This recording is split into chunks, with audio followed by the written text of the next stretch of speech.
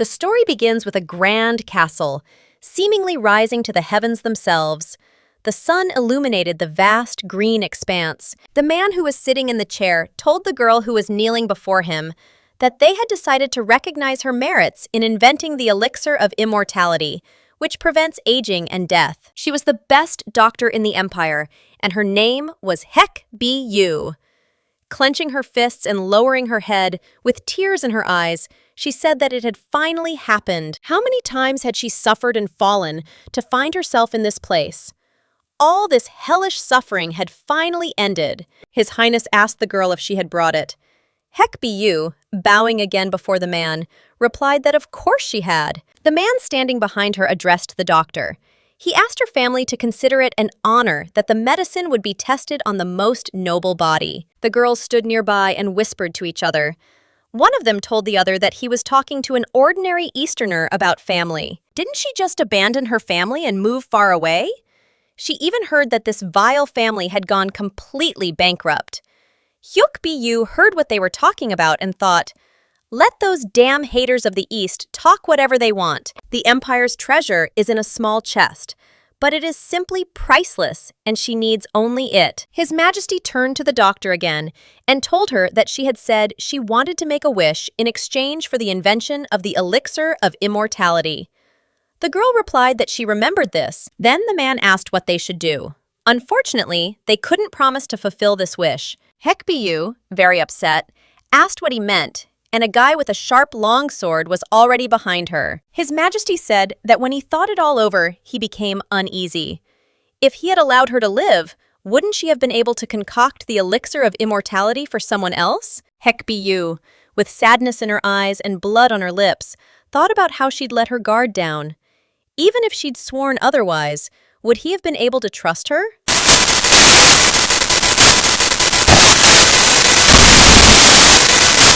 Don't even think about looking for living water. He knows that pure living water is essential for its healing properties. Even the greatest physician of the East is powerless against a surprise attack. He knew this from the moment the little Easterner began to talk about his desires, unaware of his place. Suddenly, the girl turned to His Highness and asked him to take care of his hair. He was surprised by such a statement and angrily asked what she meant. Hukbu explained that he secretly commissioned her to make a cure for hair loss. His heart is so dark that even his hair is falling out. His Majesty asked his entourage not to look at him like that. They all immediately stared at his hair.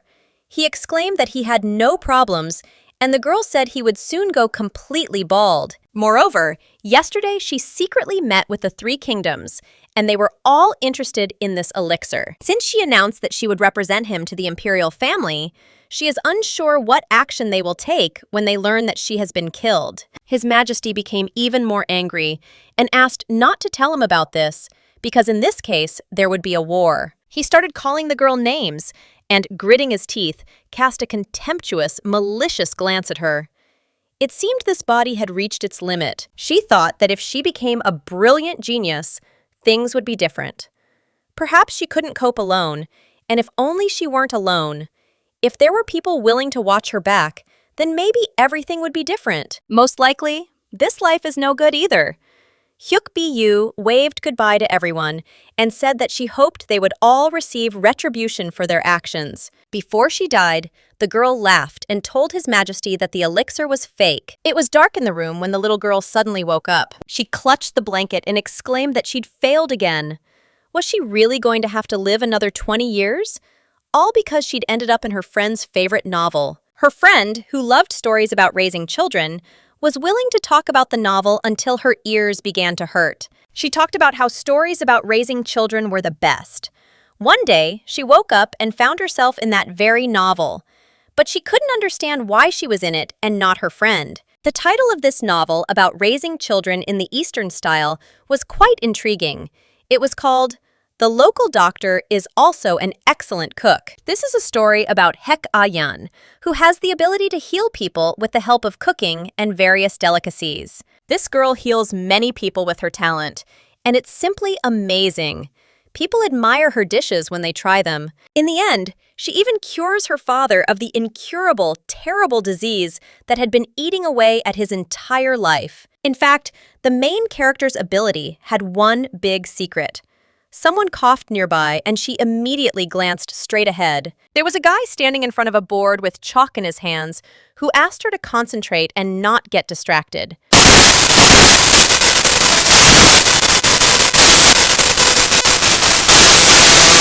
She was already tired of coming back here every time. Before her again were these rooms, and a boy with chalk in his hands in front of a blank board. She understands that she ends up here when she first entered this body. But why does she return to the age of 3 every time she dies? The boy said he gathered them to see if they could inherit the family's power. Those who demonstrate exceptional abilities will receive an advantage from the main house. Then, before the lesson begins, he asks for a brief history review. The continent on which they live is divided into eastern and western parts. The eastern continent worships the sky, wind, and water. These 3 elements bring joy to people, and they pray to them incessantly, while the western continent worships earth and fire, also the greatest elements. The ancestors of their great Hek family were mysterious people who crossed into the eastern continent, where they worshiped the sky and nature, protected by dragons, and reached as far as the western continent. The people of the western continent received the dragon's blessing and were able to use abilities related to nature. These abilities include water, wind, light, plants, and so on. However, the most outstanding ability is the exceptional healing ability. The first head of the Huk Ahua family, with the help of this ability, healed the emperor and eliminated the plague, which is why she received the title. Then, settling here in the Baiho Empire, she founded the Hek family, a lineage of pharmacists and doctors. Such is their family's long and proud history. Every time he says it's a history lesson, he's actually just brainwashing them with ideology. The guy said they were about to begin the test. He asked them to concentrate on the things in front of them. A mug of water, a fan, there. The kids can choose what they like. The girl thought about how they finally got clean water. Using these objects, they must cure the patients assigned to them. The girl listened attentively to the teacher. In front of them on the floor lay people who were covered with black blankets. The teacher explained that they were all patients brought in from the slums. One of the boys suddenly started crying and telling his mother he wanted to go home. Another boy called his dad and said that he was really scared of him. The girl looked closely at one of the patients, who was breathing very heavily and was unconscious. She noticed that he was in severe pain and had severe bed sores and a strong odor from the pus. The girl thought that they were looking for doctors, but still forced children to serve patients. What did children and people do to deserve this? She thought she was very tired of this family of scoundrels. Next to her was a girl. Suddenly, she turned towards the girl and asked her to sit down immediately because she couldn't get up now. She just had to finish this test. And the woman kept asking the girl to quickly sit down in her seat. But her gaze changed dramatically when everything around was in water, and the girl began to pour water from all the vessels. Her name is Hecbu, and she is the real cousin of the main character. She is a hidden genius and a pharmacist. Her friend told her about Huk Bu. This girl has outstanding talent and a pleasant appearance, but it's such a pity that the little girl died so young, like a beautiful butterfly. But when she first woke up in this body, she was sure she would survive. But now, the girl couldn't understand why. Then it dawned on her that it was all because she knew the novel cover to cover. Thanks to her friend, she remembered everything, whether she wanted to or not. And in all 3 lives, she died a shocking death. In her first life, she demonstrated her talent earlier than anyone else. But without support, she was used as a slave within the family and died at the hands of a psychotic patient. In her second life, believing that excess of anything is poison, she hid her talent and tried to live modestly. But she died, falling off a cliff with a patient who was exhibiting symptoms of delirium when she tried to stop him. In her third life, the girl spread her arms out to the sides and cried out that she could not stand this any longer. She no longer cares about the original story, nor does she even care whether she needs this terrible family. In the imperial palace, there is a treasure that grants wishes. The girl had one goal: to get to him and get to her real world as quickly as possible. She successfully became the best doctor in the empire, but she died again because of the crown prince. The girl held vessels of water in her hands, and streams of water began to splash in all directions. It was through this that she realized something. No matter how many migrants there are from the eastern continent, the empire is permeated with hatred and discrimination against the inhabitants of this part of the continent. She can't handle this alone, and she needs her strength. She absolutely needs the strength of her family, the Huk family. She already knows the disease of these patients, and it is called epidemic fever. This is the 4th time she's seen her, so there's no need to even run a diagnostic. To make the medicine, this root and dried herbs must be mixed. The girl immediately began using her abilities to mix the ingredients. The patients began to come to and open their eyes. Some of them had already risen slightly after regaining consciousness. They could not understand what had happened to them and peered into the room in which they had been lying for so long. The woman who rose to her feet joyfully exclaimed that she was cured, and all her wounds were healed. Another man said that his return to normal was simply a miracle. Hecbu turned to the woman and asked if that was enough. She was simply shocked and sat down on the floor in surprise, looking at the girl. The woman asked her to wait a minute. As the girl was leaving, she called her by name and she turned in her direction. Hecbu was already outside, walking across the playground. She was on a hill and looking at the city that spread out before her. She exclaimed that this place was simply enormous. She couldn't understand why the estate was the size of an entire village, and it was simply unbelievable. It was quite tiring to navigate it in a child's body. Her grandmother and current head of the Huk family, Huk Moran, had 5 sons and 3 daughters. However, 1 son and 1 daughter have died, and another son is missing.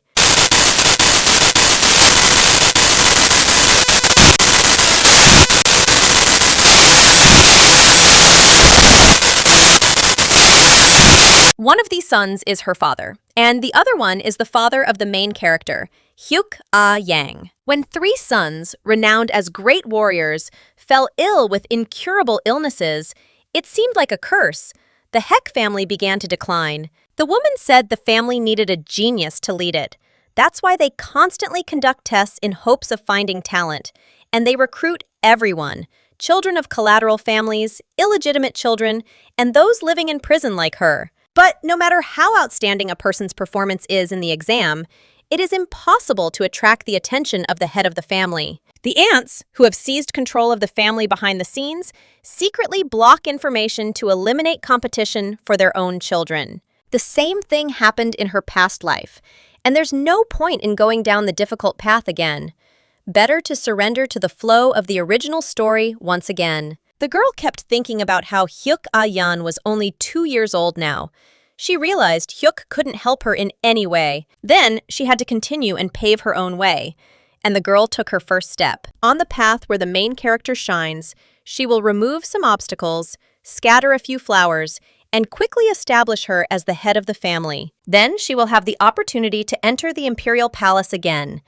And then she will obtain the treasure, after which she will return to her original world. The girl thought about what she would do first and decided that she needed to find him. Suddenly, her gaze changed, and without expecting it, she flew over the man who was lying on the floor, tripping over him. Hukbu immediately stood up and grabbed her nose, which she had hit. Then she looked at the man lying on the floor. She realized that the youngest of the 3 brothers locked in the East Wing was now standing before her. The protagonist's father and her uncle, Huk Bwan. The girl immediately came closer to him and began to look closely to understand what state he was currently in. She began to call her uncle louder and louder and asked him to get up. Hecbu tried for a long time to wake up her uncle, but he did not respond at all, and now her arm hurts after she hit him to wake him up. It turned out to be more serious than she thought. The reason her uncle suddenly fell asleep in the middle of the aisle was because he simply likes to sleep on the floor. The disease is so severe that normal daily life is impossible. This condition is called narcolepsy and sleepwalking. This is her first patient's incurable disease, and it is really very serious. The girl thought that in order to avoid a reaction when she hit him so hard, it was necessary to use other actions. Hecbu looked closely at her hands and wondered how much they hurt. Was this boy really made of steel? She looked at her palms again and couldn't understand why this had happened to her. What's up with this man? It's like he really is some kind of Iron Man. Or maybe a monster. Well, about the monster, that was a joke, of course. Near the girl was a bowl of living water, and next to it, a large silver bottle. Hecbu turned her head to the side. The girl thought that she should first take care of herself and began to put her hand into the bowl of water. After she did this, she raised her hand up and transparent streams of water began to emerge from the vessel, rising higher and higher. This was the first ability of the girl doctor, and she thought that she could heal herself with water, and this was very good because the wounds on her hands had already healed. When she put her hands out and looked at them, there was no longer a single red mark, only water flowing down them. But only if the water is especially pure, and that's very good. It's a shame she can't heal other people this way. But that doesn't matter when she has her second ability. The girl looked closely at the man lying on the floor and decided that it was much more important to figure out how to wake up her uncle. It looks like he won't wake up without a fight, but she's not going to go down without a fight. This is her fourth life, and she can't afford to waste a single day. Hecbu thought for a long time about what to do and decided to use all her strength to hit her uncle with her fist. She again asked him to wake up quickly, but realized after hitting him several times with all her strength that even that didn't work. When the girl tried to hit him again, the man suddenly grabbed her by the hand with which she had hit. The girl didn't expect this and, flipping over in the air, began to fall. She was, of course, a little frightened and clenched her fists. The man, looking at the girl, thought that this was the first time something like this had happened to him. He had never seen such an attempt on his life. The boy lifted the girl as high as he could above his head and asked the little girl who she was. Meanwhile, different people were sitting at the table, and the guy told the girl that she was just a real princess. This was clearly a malicious mouth, and the boy looked at the girl and asked if she wanted to die now. He lifted her above his head again, and Hecbu clenched her fists again, a little angry at him because he was holding her by the scruff of her neck. The girl closed her eyes and said she couldn't breathe. She tried to tell her uncle it was her, Hecbu, and called him a stinking piece of shit. Uncle was simply shocked and asked why she called him that. Could she really be his second brother's daughter and look exactly like her? After the boy let her go to the ground, she started coughing and said that she was only 3 years old, and was he serious about behaving like this? He increased her hatred of this affair by 20%. The boy unexpectedly called the girl a butterfly child. Hecbu was surprised and looked questioningly at the boy, asking what butterfly he was talking about. What the hell is this nonsense about a butterfly? Her friend and her uncle keep calling her a butterfly for some reason, and how is she even connected to them? She had never heard anything like it. And standing opposite her uncle, she asked why he was sleeping on the floor in the hallway. The boy replied that it was because of the nice weather. Huk Bu called him a liar in response. He can't even eat properly because of narcolepsy. Moreover, his sleepwalking became so severe that he sent his own daughter to the West Wing, while he locked himself in the East Wing. Unlike the West Wing, which contains the main building and key administrative offices, the abandoned East Wing is inhabited only by those who have been exiled. It is there that the 3 sons of the great leader live, suffering from incurable diseases. He and her cousin, who stood next to the girl and looked off into the distance. Of the 3 sick people, only 1 will be cured by Hecbu in 10 years. The remaining 2, not including her father, will die before then. But of course, there's still some time. The girl thought about this, because this was the whole problem. And she grimaced and crossed her arms over her chest. She can't wait 10 years. She needs to get to the Empire's treasure as soon as possible. So she asks her uncle to join forces, since their goals coincide. The girl approached her uncle and asked him to listen. She only wanted to tell him this extraordinary secret. In fact, she is a genius, and the dream must believe it, since she speaks the truth. The boy, of course, didn't believe her and turned around to ask if she was serious. He asked her to tell this nonsense to someone else. Then the girl asked if he would believe her if she could cure his illness. The boy didn't expect this and, looking at her in surprise, asked if she was serious. What did she just say, and could it be true? Hecbu smiled and replied that she could overcome an illness no one could cure. The girl continued to explain to the boy that she was a great genius in this regard, and he again looked at her in surprise. The boy exclaimed, grimacing strangely, that she had clearly lost her mind. That was exactly what was written on his face, but it was understandable. He's probably already seen a lot of doctors and pharmacists, but it would be a problem if he counted her among them. The girl looked at the boy and said that he would understand everything himself when he experienced it himself, and he asked, what exactly? Hecbu held a small vessel in her hands, from which water began to splash out in a stormy stream. She began to rise upward, splashing in different directions and approaching the boy, enveloping him completely. He didn't expect this and, frightened, asked what was happening. He couldn't understand what she was doing to him right now. The girl continued to smile and direct the stream of water toward him, suggesting that she would show him her second ability, which allowed her to become the Empire's greatest doctor in her third life. The boy started coughing really badly, and the girl asked him not to talk during the examination. She asked if he'd done this before, and even an uncle should be familiar with water. He was a water user, so the boy asked her what nonsense she was talking about. When he looked at her arm, he saw a bruise. When he woke up, he misjudged his strength because he thought the girl was a killer. His uncle grabbed her hand at that moment and hurt her. The boy remembered that moment and felt sorry for her, because at that moment he did not understand who was in front of him. Huk Dewi continued to play with the water, which splashed everywhere. The boy thought about how this girl had withstood his strength when he took her hand and didn't even scream. She continued to spray streams of water at her uncle. It was too much, and how many medicines did she need to feed him? Her second ability allows her to examine patients and prepare medicine using clear streams of water. If it is a condition she has already treated and has the necessary ingredients, she can prepare the medicine on the spot during the examination. And if it is an unknown disease, she can determine the necessary ingredients and combinations through diagnostics. Having lived 3 lives, she has accumulated a vast database of illnesses. In short, she can cure many ailments at once. But Uncle's illness was very serious.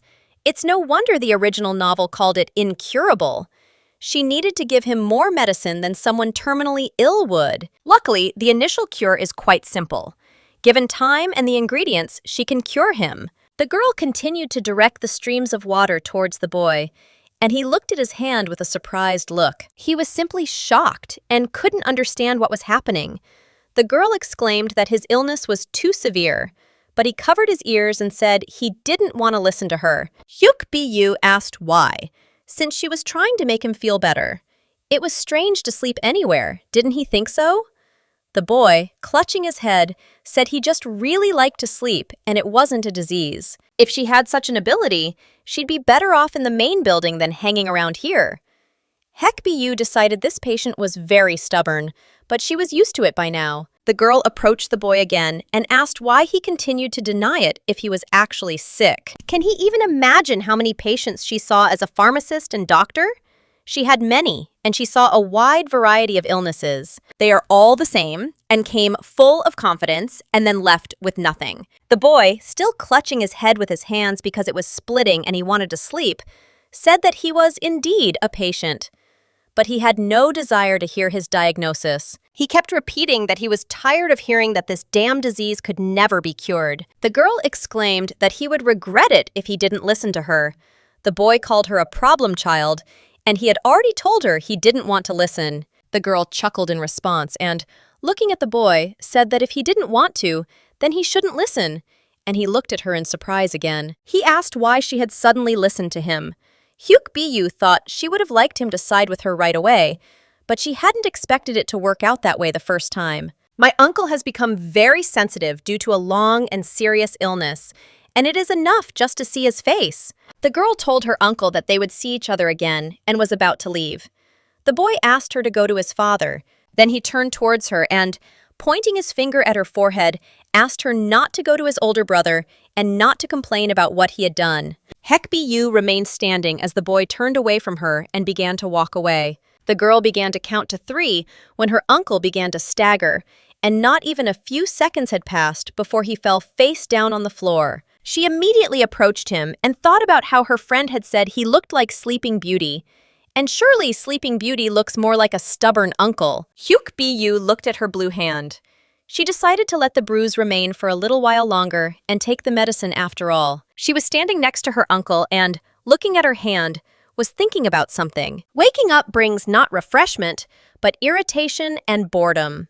The boy wondered how much time had passed this time. He clutched his head with his hands and could not understand how long he had slept, and his head was splitting with pain, so he did not take his hands off it. His body, strengthened many times over compared to a normal person, thanks to the dragon's blessing, wouldn't die even if he fell asleep without eating.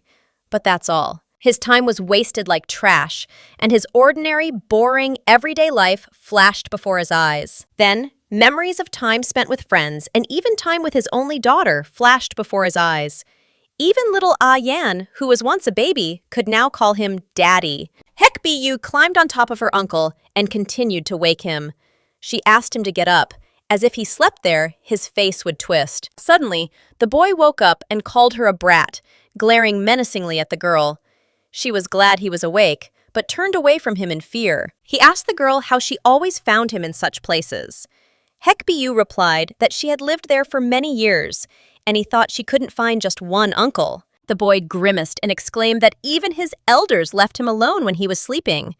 And this little thing had been coming for several days now. If it weren't for his second brother, he wouldn't have tolerated this. The boy stood on the path, surrounded by huge, beautiful cherry blossoms. It wasn't his fault, and the boy clenched his fist as he moved across the yard. The leaves of the beautiful blossoming tree fell on his head. Moreover, he remembered that bruise. She has the ability to heal, and she can't heal her own hand. The boy said that was fine and asked what she wanted from him. Then the girl held out a bottle of some kind of medicine. He looked closely at the medicine that appeared before his eyes. She thought joyfully about having made it. Hecbu continued to hand him the bottle of her homemade medicine and asked the boy to take it. The uncle asked the girl if she was really asking him to take medicine from a doctor without a license or training. Huk Bu replied that she was, and that she was asking him to at least take a sip. Then the boy asked if she was trying to poison him. The girl said, "Of course not. And why wouldn't he have drunk it if she had said it was poison?" The boy said that it was fine, and that he had no particular reason to live, so he asked her to give it to him. He added that he would gladly die for her. The girl thought, looking at the boy, that of course he was bluffing. Why would he die if his daughter was as cute as a rabbit? She asked her uncle if he really wanted to die, and what he was thinking about right now. She didn't expect him to be so stubborn and unbearable. Hecbu hugged the bottle of medicine and said that one shouldn't throw words around so easily, because everything in life materializes. They are, after all, a family of doctors, and they need to watch their words and actions. She looked at her uncle carefully, as if scolding him. The first manifestation of the disease occurred 12 years ago. It all began when he lost consciousness during a meeting in the main building. After that, there were times when he slept for 3 or even 5 days. Compared to that, he's awake for just over an hour, and the symptoms only get worse. Besides, if he doesn't eat properly, things will get worse even faster. Hecbu asked the boy about her diagnosis, so she asks him to take this medicine. Handing it back to her uncle, she explained that he had nothing to lose by trying it. He's probably worried because he's only seen charlatans before. But she's completely different, not like them. The girl again began to pull the bottle of medicine into the boy's hands and asked him, looking into his eyes, to believe her. She said she was good at healing people. Hecbu asked the young master to trust her. She smiled at the boy and said that her treatment was truly legendary. You just had to try it. Suddenly, the boy asked to give him this medicine and reached out his hand to the bottle, which surprised the girl very much. She couldn't understand what had come over him, since she'd thought he'd stubbornly refused today. Uncle couldn't understand why she was wearing something her size, because she only had bottles that big. Then the boy took the bottle and asked the girl to promise that if he drank it, she would stop taking it out of his hands. Hecbu immediately promised this to her uncle, and said that she was glad that there was an abandoned herb garden in the East Wing. She explained to the boy that with his help, she was able to quickly prepare this medicine, and he almost choked when he heard these words. The uncle got very angry, and when he had already finished drinking the medicine, he asked the girl what it tasted like and what she had put in it. She was pleased and surprised when he drank all the medicine. Hecbu called her uncle a good patient and asked if he wanted some candy. The boy asked her to forget about it and asked again if she had just tried to poison him. The girl thought that thanks to the dragon's blessing, the poison affected him less than ordinary people, and yet he still made such a fuss. Good medicine must taste bad. Hecbu, overjoyed that her uncle had taken the medicine, took the empty bottle and, bidding him farewell, ran off. The boy asked her where she had gone and asked her to come back and explain to him everything that had just happened. Hecbu was already back at her uncle's side and asked him to wake up immediately and take his medicine. She followed him everywhere, asking him to stop and just take this medicine. She continued this phrase every time she saw him. The boy was already tired of seeing this girl every time, and the pressure on him was increasing more and more. After he took the medicine, she offered him candy again, and he refused, catching his breath. Once the boy had taken his medicine, the girl said goodbye to him again, saying they'd see each other tomorrow and running away from him as quickly as possible. He wondered what the little brat was up to. Usually, when children ask adults for help, don't they ask to play or put them to bed? But this little girl is only interested in giving him his medicine, and besides, she never says anything about her father. The boy thought about this in surprise, because it was unlikely that his second brother would have taken care of her in such a serious condition. He clutched his head, beads of sweat breaking out, and sighed heavily again. The boy decided he had to forget about it. He's already got his hands full, so why should he even bother with anyone else? It's just that those bruises on her thin wrists just won't go away. He can't even refuse her because it makes him feel guilty. The boy couldn't understand why he wasn't sleepy even now, but he was constantly distracted, and his gaze fell somewhere into the distance, onto the green forest floor. He continued to move along the corridor, thinking that he wasn't sleepy at all, but he couldn't figure out one thing: how much time had passed. Has he really slept more than 2 hours lately? Today he opened his eyes at 2 o'clock in the afternoon, and it was very surprising to him. It was now 5 o'clock. He kept thinking about this extraordinary little thing who had suddenly turned her head to the side. She couldn't figure out what it was and began peering into the forest thicket. The girl heard a noise and felt something strange. She couldn't tell if she was imagining it or if a small green twig appeared in front of her.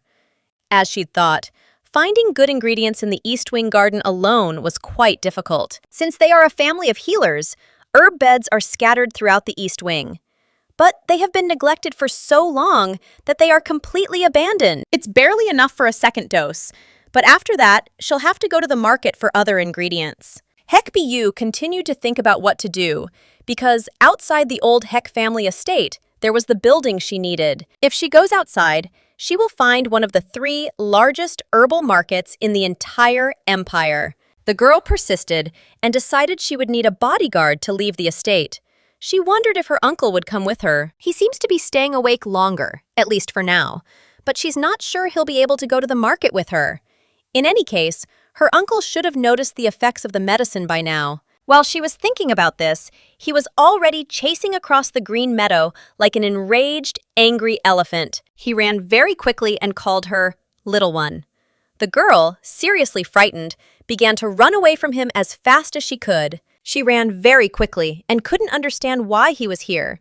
After all, if he caught her, she would be a corpse. He chased after her very quickly, asking why she kept running away.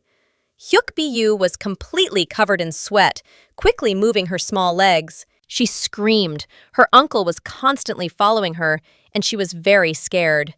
The boy, appearing in front of the girl, exclaimed that he wasn't following her. He was already right in front of her, and they suddenly collided.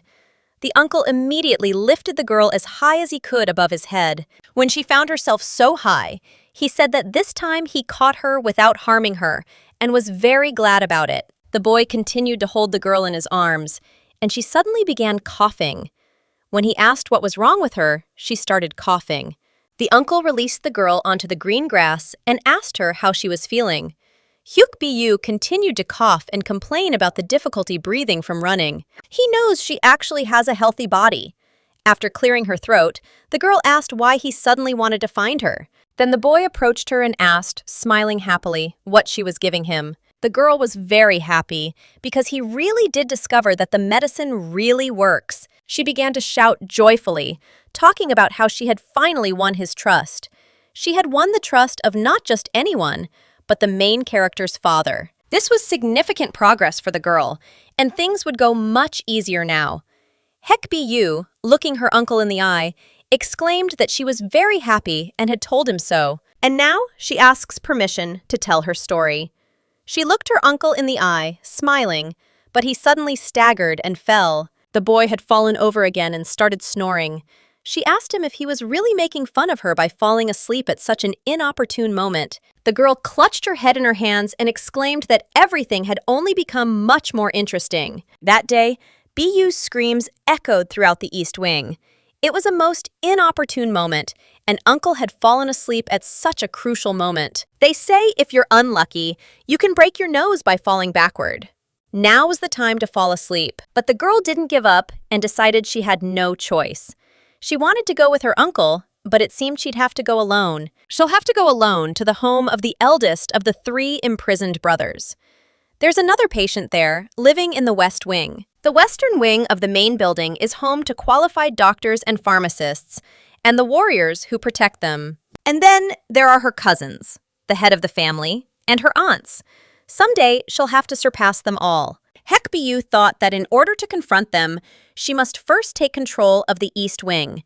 And to do that, she would need to make the isolated patients her allies. These 3 brothers were once the strongest warriors in the family, until they fell ill with a terrible, serious illness. If at least 2 of them take her side, that would be absolutely wonderful. Things would certainly become much easier and move faster. Hecbu suddenly clutched her head and screamed.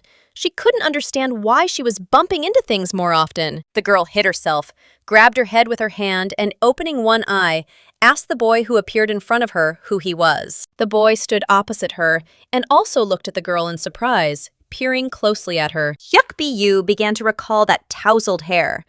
The girl realized that this boy was her eldest uncle's son, and his name was Huk Kiwan. The girl ran up to the boy and, smiling, greeted him. She explained to her older brother that she was Huk Bu. The girl asked the boy if he was KM Wanam's older brother. The boy was very surprised and asked how she knew his name. Huk Bu replied that it was because they were cousins.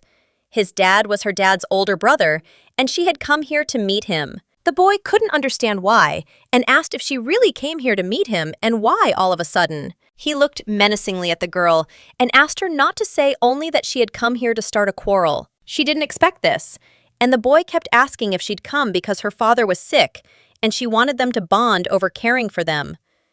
Hecbu noticed he wasn't mincing words, but it can't blame him, because those who care for the sick can be much more sensitive, especially someone who has been single-handedly caring for his father since he was 5. Her father was also very ill, but no, she didn't want to think about that right now. The boy said he had nothing to say to her and asked the girl to leave. Hecbu, when his older brother headed for the door, asked him to wait a bit, but the boy exclaimed that he was very busy and had no time to worry about her or her father. Her father's illness was entirely her problem. The girl remained alone outside the door, only watching the boy leave. Beads of sweat trickled down her face, and she thought, "This guy is very cold-blooded." But she came to cure his father. The girl thought it didn't matter anymore, and she'd come a little later. However, she couldn't meet her uncle without Kiwan, because her uncle was too dangerous in his illness. When the girl looked at Kiwan, she decided he was truly loyal. Opposite him stood a boy with several of his comrades, who asked Kiwan if he was still taking care of the hopeless patient. They continued to mock the boy and ask if it was time for him to give in. Hecbu watched from the sidelines. One of the boys asked Kiwan if his father had been sick since he was born. He started twirling his finger near his temple and said that he was sick with something like this, which of course continued to insult the boy's father. Hecbu realized that this was Huk Devi's eldest aunt's son. The girl smiled and said that she had met him again. The children of the Hek family have 2 possible paths. They either become doctors or pharmacists who treat people, or they become warriors who protect them. However, despite his lack of talent in both areas, this boy is different. Huk Dewi took advantage of every opportunity given to him, relying on his mother's influence. The girl thought that especially during her third life, it was especially terrible and unbearable. The girl looked into the distance and thought that she had realized that the third time was strange on many fronts. It all started when the main character, Huk Yang, suddenly disappeared, and the grandmother, the head of the family, died very early. After that, the eldest aunt, who had inherited the title of head, suddenly died too. Eventually, Huk Dewi, that nasty boy, became the head of the Huk family. Huk Bu was asked if she really thought she'd achieve anything by leaving the family. The guy asked if she'd expected him to just sit and watch.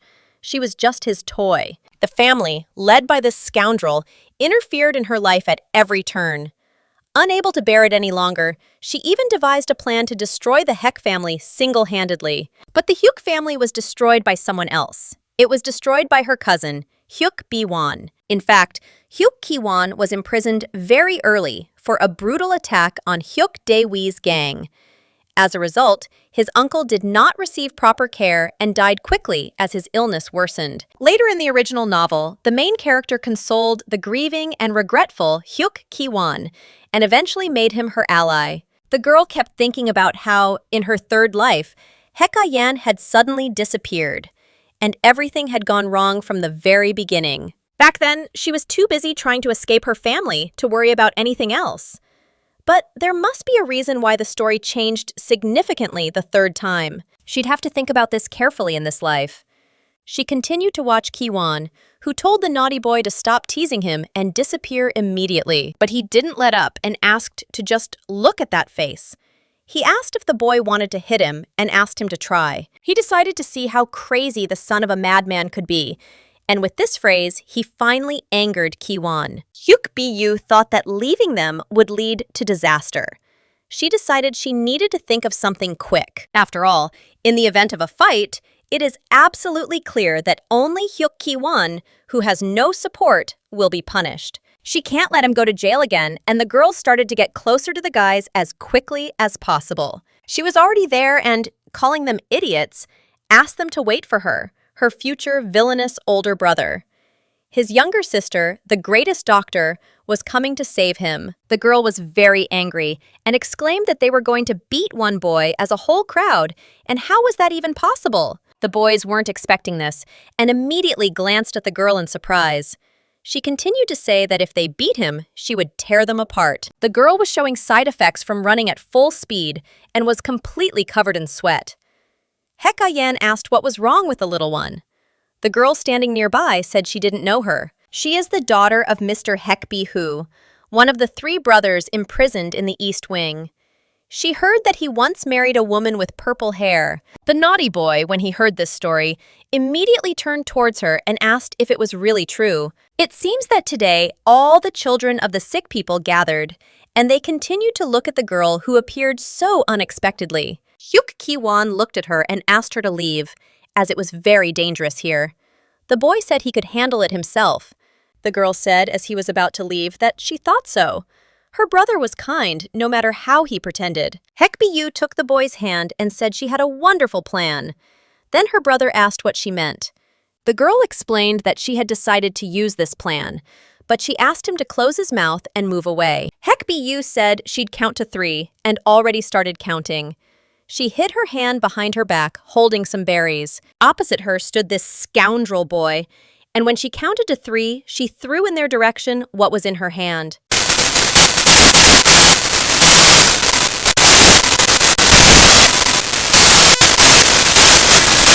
They started asking what it was. Hecbu thought about how, when she asked him to move away, he did just that. When did he even have time to run away so fast? It's so great to have an assistant who picks things up so quickly. Meanwhile, Huk Devi continued to cough and asked his comrades not to panic. The girl said they were just berries from the berries of the wattle tree. And so, her little brother wasn't so clueless. That's right, these berries are used as the base for smoke bombs.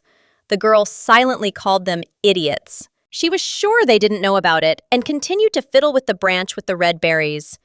The boys were completely enveloped in smoke, and the light was somehow strange. If you add the juice from the stems to the mixture, you'll definitely get toxic smoke. The boys started writhing and complaining of stomach pains. Huk Devi became very angry and asked the girl what she had done, looking at her with a contemptuous gaze. The girl asked him in response how he was feeling, and he called her a bitch and began to approach her as quickly as possible. He wanted to hit the girl, but suddenly her brother stood up for her and grabbed the naughty boy by the arm. He started fighting with him and kicked him in the stomach with all his might, so that the boy flew far back and fell on his back. The comrades were very worried about their Huk Dewi. Huk Kiwan asked them to take him and leave immediately if they didn't want to end up like this. The comrades immediately ran to Mr. Huk Devi and asked him to come to his senses. The girl told them that if they needed an antidote, they could chew a pink carnation. Hecbu continued to watch as they took that nasty boy away, and suddenly her brother turned to her. He approached the girl and asked if she was okay, looking at her carefully. Hecbu thought that he was probably very scared too.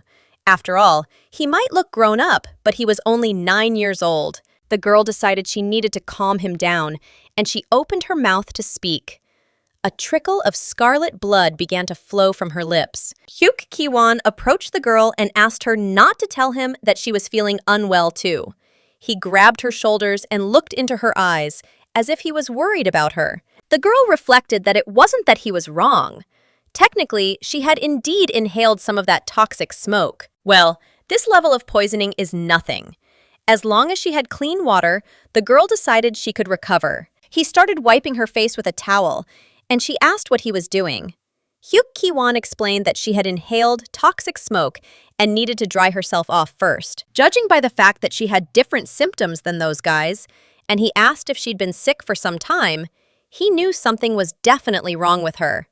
If she were healthy, she'd be living in the main building as her eldest uncle's daughter. But no, Huk Ayan is there because she showed signs of the ability as soon as she was born. After the boy wiped her face with a wet towel, he now asked her to simply blow her nose. The girl exclaimed that he was about to rip off her skin.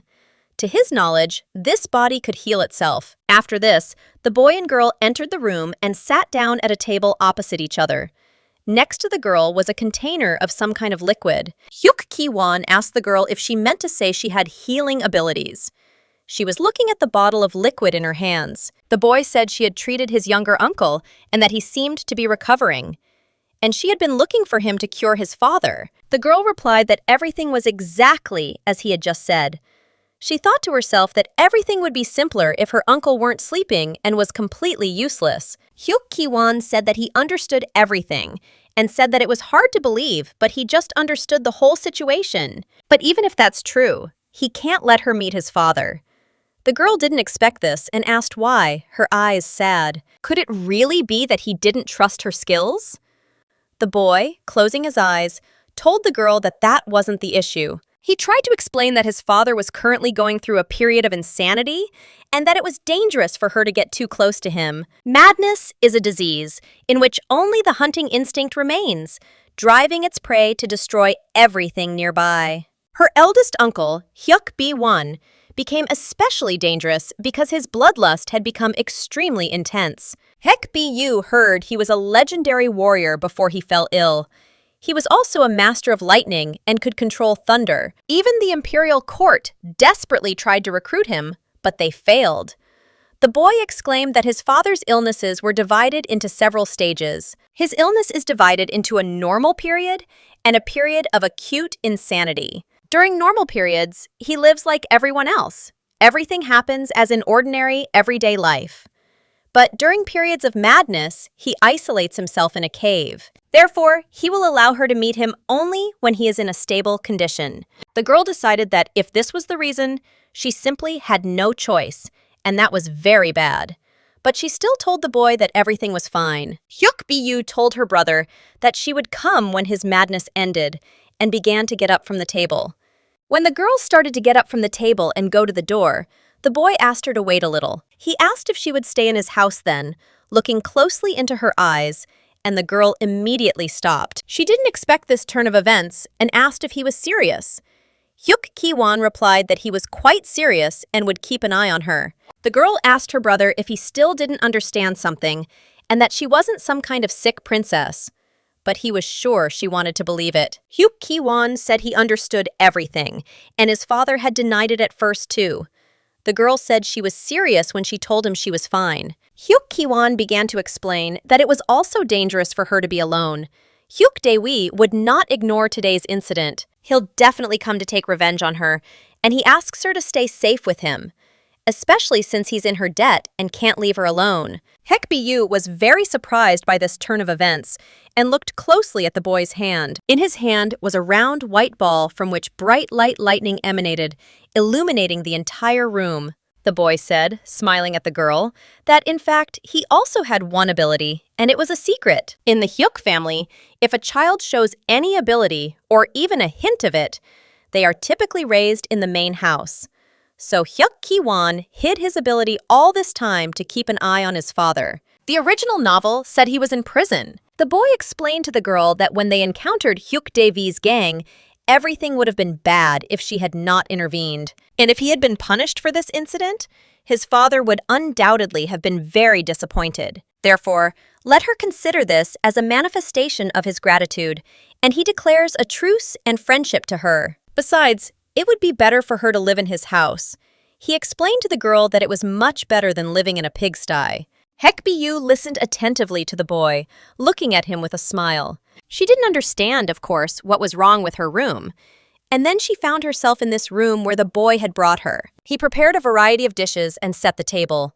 Hecbu began devouring the various delicacies and closed her eyes in joy. She stayed in Kiwan's house, which turned out to be much more comfortable than she expected. She knew he was a martial arts master, but his housekeeping skills are also top-notch. Is there anything he can't handle? His daily routine was very labor-intensive. At dawn, he collected water, cooked food, and prepared a medicinal tonic. She believes the 4 years spent caring for someone were well worth it. Moreover, it had been a long time since she'd eaten warm food, especially since she'd been eating whatever greens she could find. It wasn't that the servants didn't bring ingredients, but they were all going to her biological father's, and she didn't really want to go there. She is not going to come there in the future, and told her brother that she really wants to meet her older uncle, and asked when it would be possible. Huk Kiwan stood in the room with various objects in his hands as he thought about something important. The girl, in turn, sat at the table and looked at the dishes that were in front of her, also thinking about something. Suddenly, the right thought came to her, and the girl decided that she would finally see Huk Kiwan. The weather was simply wonderful, and the sun illuminated everything around. There was a bright red ribbon lying on the floor near the door. The boy approached her as quickly as possible and began to lift her from the asphalt. When Hecbu asked what it was, Huk Kiwan explained that it was the signal they had agreed upon with their father. If this tape is lying at the entrance, it means his father has regained consciousness, and the tape must be bright red. The girl thought this was very encouraging. The Kiwan she'd met in her first life was at his worst, and his mania had reached its peak. Was this really the first time she'd see her uncle in his normal state?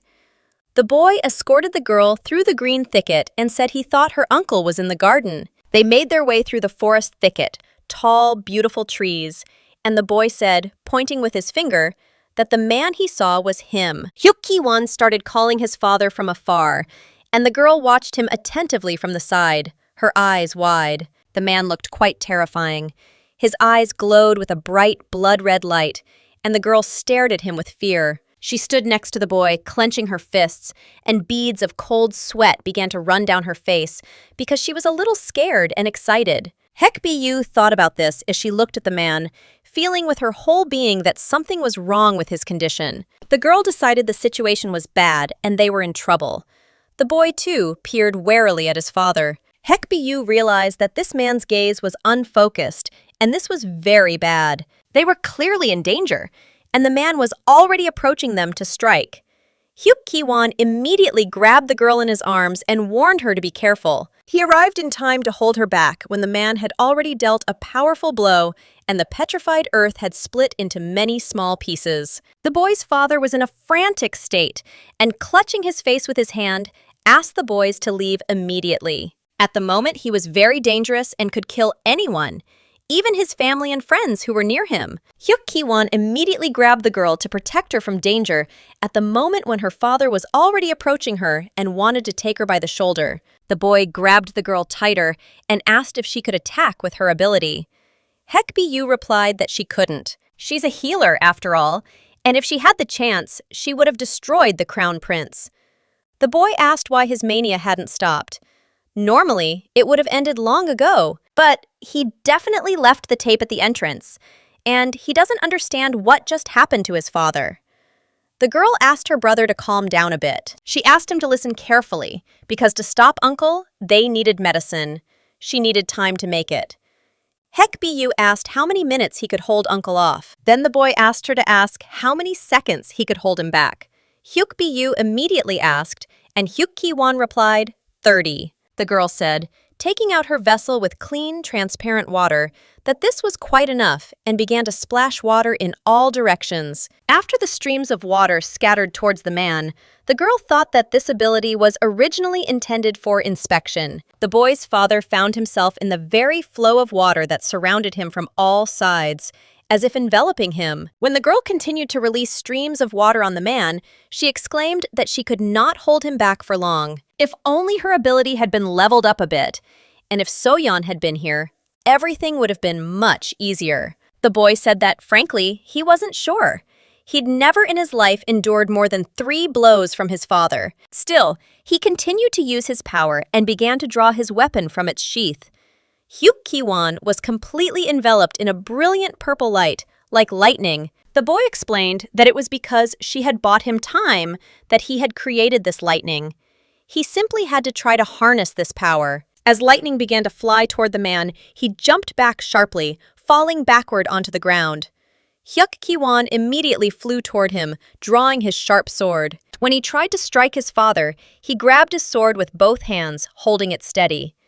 Hecbu, looking at the boy in surprise, thought that he fought better than she thought. She watched them fight intently and decided that her uncle had most likely given in. Huk Kiwan continued swinging his sharp sword. Unexpectedly, the uncle thrust his hand forward and stopped the boy's powerful blow. Huk Kiwan was thrown back, landing on his back. The girl was seriously scared for her brother, and at that moment, the man began to fly towards her to strike. He was in a state of complete madness, and there was no escaping it. Huk Kiwan began screaming in fear, looking at his father. Hecbu closed her eyes and thought about how her 4th attempt would end so quickly, something she hadn't expected.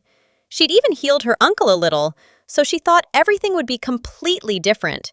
And this was just the beginning. The girl closed her eyes, and the man asked that when a fist was pointed at her, shouldn't she dodge it? Hukbu opened one eye and looked at the man, asking him what he just said. The boy's father immediately thrust his fist in front of the girl, and the water enveloped the fist, as if taking it away from Hecbu. The man said it was some kind of unfortunate confrontation.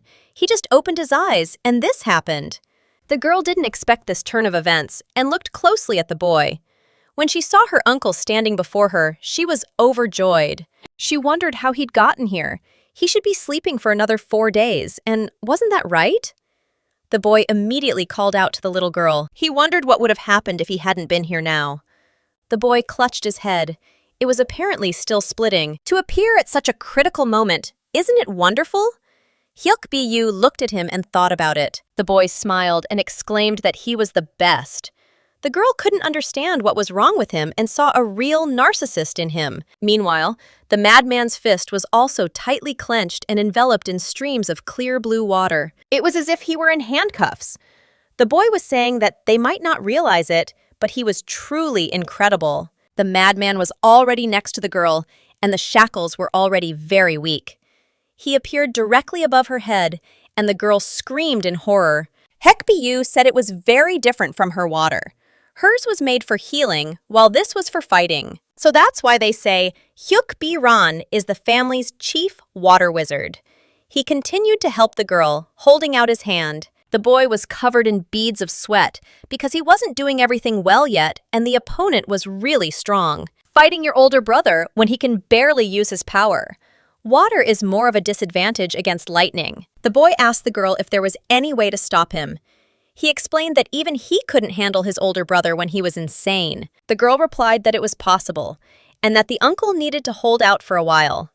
The boy replied that he understood, that he just needed to hold out for a little while. A huge stream of blue, transparent water was already rising and approaching the girl faster and faster. In front of her, there appeared a huge blue ball that was shrouded in bright lilac lightning. Hecbu was surprised by the lightning strike and couldn't figure out when it had happened. Her cure was truly incredible. The boy continued to hold his opponent to give the girl time. Looking at her, he asked if he had told her that he would not last long and that he could not hold on to him any longer. Hecbu was not far from her brother and approached him as quickly as possible. Huk Kiwan also approached the girl as quickly as possible. They were already facing each other and she asked him to help quickly. The girl showed him the flower she was holding in her palm and asked if he had seen such a red flower in the West Wing. The boy replied that he had seen her and, grabbing her, began carrying her to a certain place. He doesn't know who was preparing drugs or anesthetics here, but there are many poisonous flowers in the garden, including poppies. It seemed as if someone had specially planted these flowers, and there was a whole huge meadow of them. Suddenly, the girl took her vessel again and began to splash streams of water towards these flowers, and the boy watched what she was doing. Hecbu asked her uncle to be patient a little longer. Meanwhile, the boy continued to try to hold his opponent at bay with a stream of water. The boy's older brother was very nice at first, until he fell ill. The enemy began shouting, looking at him with a malicious, cunning gaze. Their fight continued, and the boy said that he did not give him even a minute to indulge in memories. So, let's say he kills his younger brother, and the boy, gritting his teeth, remains rooted to the spot.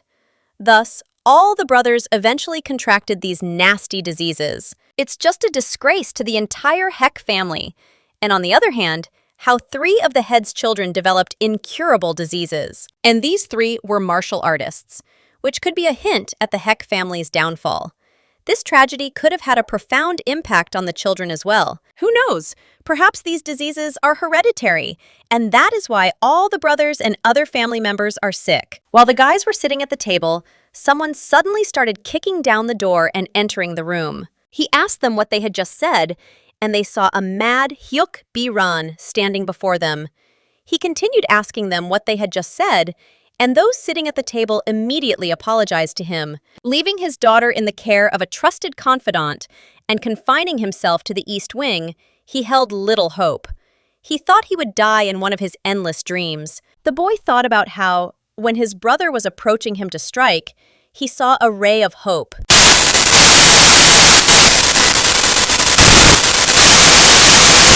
He exclaimed, looking at his brother, that he would protect this girl and tried to reach out to his older brother. He began to explain to the madman that if she died, they would be left with nothing. It seemed she was a genius who could save them. That's why he asks her not to touch her under any circumstances. He continued to stop his brother and pushed him back a little. Huk Kiwan and the girl were already next to them, and the boy began to call out to his uncle, approaching him as quickly as possible. Hecbu immediately handed the item she was holding to her uncle, and he grabbed it with one hand. He had some kind of syringe-shaped object with a long, sharp needle in his hand. The boy asked his uncle to inject the syringe directly into the enemy's artery. It seemed like a foolproof plan. He listened attentively to the boys and immediately approached his brother. He asked where the artery was and thought it was probably somewhere in the neck. The boy found an artery and stuck the needle right into the crazy brother's neck. The brother didn't expect such a turn of events and fell after the needle entered his artery. The boy did this, and the girl began to approach him, exclaiming that everything was ready. The boy asked his niece why his older brother had fallen unconscious. When Hecbu approached him, she said it was because it was a tranquilizer. It was strong enough to knock out 10 elephants. They tied him up just in case, and the guy was still lying unconscious and tied with strong, thick ropes. The uncle asked the girl if she was sure the tranquilizer wouldn't cause any problems. The girl replied that she had already said no. She couldn't understand why he didn't believe her, why he seemed so impenetrable, like a tank. It wasn't poison, and she had considered its side effects after all. Thank God. She remembers how she treated her uncle in her first life. The boy asked the girl why she was so sure of this, and she said it was because she was a genius. The uncle told the girl, grabbing her cheeks, that this did not explain anything, and did she really want to die? Suddenly, Huk Kiwan turned to his uncle and asked him to stop checking on her, because the boy believed the girl. The boy was very surprised and turned his head towards Huk Kiwan. Then the boy said that too much time had passed. However, before they exchange pleasantries, he wants to say something. Bu is still a child, and it's not appropriate for him to act like a scoundrel. She's much weaker than an ordinary child, and he's asking her to think about her behavior. The boy explained that his uncle needed to realize how inappropriate his behavior was. His uncle told Kiwan that he was grumbling as usual and sounded just like an older sister-in-law. It gave him goosebumps. The boy still called his uncle childish. While they were talking, the man who was tied up chuckled, and the girl immediately turned in his direction. He said, surprised that he hadn't died after all. When he looked at the girl, he said that he saw a lovely little fairy. The girl immediately approached the man and called the boy to come to her. For the first time, she saw him not in a state of madness. He was very different from what she imagined. The boy was very surprised that he was still alive, and how could this have happened? His younger brother immediately turned his head and called out to his older brother. He was surprised to find him already awake. Huk Kiwan also approached his father as quickly as possible and asked if he was okay. The man smiled at his son and replied that he was fine. He asked his son not to cry because his wonderful father's hands were tied, so he couldn't even console him. The father laughed and said that when he passed away, he would definitely tell his mother that their son was a crybaby. Huk Kiwan asked him not to say that, because this time, the truth was very dangerous. The man replied that he clearly remembered it, and his mother threatened to kill him if he harmed anyone, especially him. The younger brother was very surprised that he was still laughing, and the older one immediately greeted him. The boy replied that he wasn't in the mood to say hello. His older brother asked him what was wrong with his body, making him unable to exert himself at all. The boy replied that it was because of the tranquilizer. He asked, surprised, about the tranquilizer they'd just talked about. It was different from the one he usually used. The man started groaning about his sore bones and said he couldn't move. The girl wondered if he always behaved like this. Of course he can't move, and if he can move with a dose of this tranquilizer, she would be very surprised. So, this is how powerful a body blessed by a dragon is. Some people from the Eastern continent are just like these guys. These people are born twice as strong and powerful as ordinary people, blessed by the dragon worshipped on the Eastern continent. But the Western continent has something similar to the dragon's blessing because they worship dragons as gods. And the Hek family trains such people as warriors. In a land filled with hatred, it's fair to assume warriors will protect doctors. But that's a privilege she's never had the pleasure of enjoying. But it's best to start with the fact that she had no one on her side at all. In her third life, she only had one friend. But Hecbu closed her eyes and sadly thought about forgetting about it. In any case, if not for their illnesses, both brothers would have been excellent warriors. Therefore, if she builds a good relationship with them, she will have ample support to overcome any difficulties. While the girl was thinking about this, the older brother, already smiling and looking at her, began to address her. The boy asked who the little fairy was and called her a beautiful girl. Hecbu didn't expect that and blushed slightly as she looked at him. She greeted her uncle and introduced herself as Hecbu. The boy responded by calling her BBU. The girl replied that she was not BBU, but simply BU. Then he agreed with her and called her Squeaky. He asked the girl what brought Squeaky here to him. Suddenly her gaze changed, and she thought that if he found out that she had prepared a tranquilizer, he might misunderstand it. Her version is safe, and she designed it with the side effects in mind. But the family has been trying harsh tranquilizers on my uncle for a long time. If she wasn't careful, he might misunderstand and become very angry. The girl decided to remain quiet for now. Huk Kiwan came up behind her, grabbed her by the shoulders, and exclaimed that she had helped her father. She was a distant relative, and she made the tranquilizer that calmed my father. She claimed she could cure his illness. The girl was a little upset and wondered why he couldn't keep quiet now. Then the man chuckled and looked at her again. He said that this little fairy was actually a real fairy. He called her a fairy again and wanted to ask her something. But Hecbu, upset, asked him not to call her that and walked towards him with a slow but confident step. Then he extended his hand to the girl and said that he would call her Squeaky. When Hecbu came as close to him as possible, he placed his hand on her head and looked at her intently. Afterwards, the boy thanked the girl for her help. She was very surprised and asked if he was angry with her. The boy turned around and said he had no reason to be angry. Thanks to her, he didn't harm anyone, but he really regretted not turning Biran into fried fish. Having said this, he laughed out loud. The brother asked who he'd just called a fish and whether he thought he'd let it go. The brother continued to say that perhaps his son would suffer because of him, and he wanted to avoid that as much as possible. The boy again placed his hand on the girl's head and called her his benefactress, smiling sweetly. Hecbu was very surprised by such a relaxed and warm attitude towards her, something she had not felt for a very long time. The family had always considered it just a tool, and that was very strange. The boy wondered if the squeaker would heal him and his brother. Then he thought for a moment, grabbed his chin with his hand, and said that everything was clear to him now and that it was quite reasonable. But he certainly appreciates her impulse. However, he is very curious about something, and the girl looked at him carefully. The boy approached her, looked into her eyes, and asked why they first. Huk Bwan apologized, blushed again, and glanced at him. The boy explained that she had closer relatives. When he said this, he mentioned Hecbu's name. The girl was simply shocked by the boy's attitude towards her. And here in front of us was a green, deciduous forest, in the middle of which was a lake and a small building with a roof, like a gazebo. The boy continued talking and explaining to the girl that he meant her father, who lived in the East Wing. Hecbu was the girl's father the boy had just mentioned. He had fallen ill and was locked in the East Wing, like his brothers. In the original story, he died very early, and she still doesn't know why. She thought about how she would never be the first to look for such a father. Hecbu closed her eyes, feeling very upset, and thought that at first she was happy to find out that she had a father, because in Korea, she was an orphan. The girl recalled everything that happened to her at that moment with sadness in her eyes. Even though she had met good friends and people who treated her warmly, deep down, she still longed for a real family. That's why she waited for a very long time.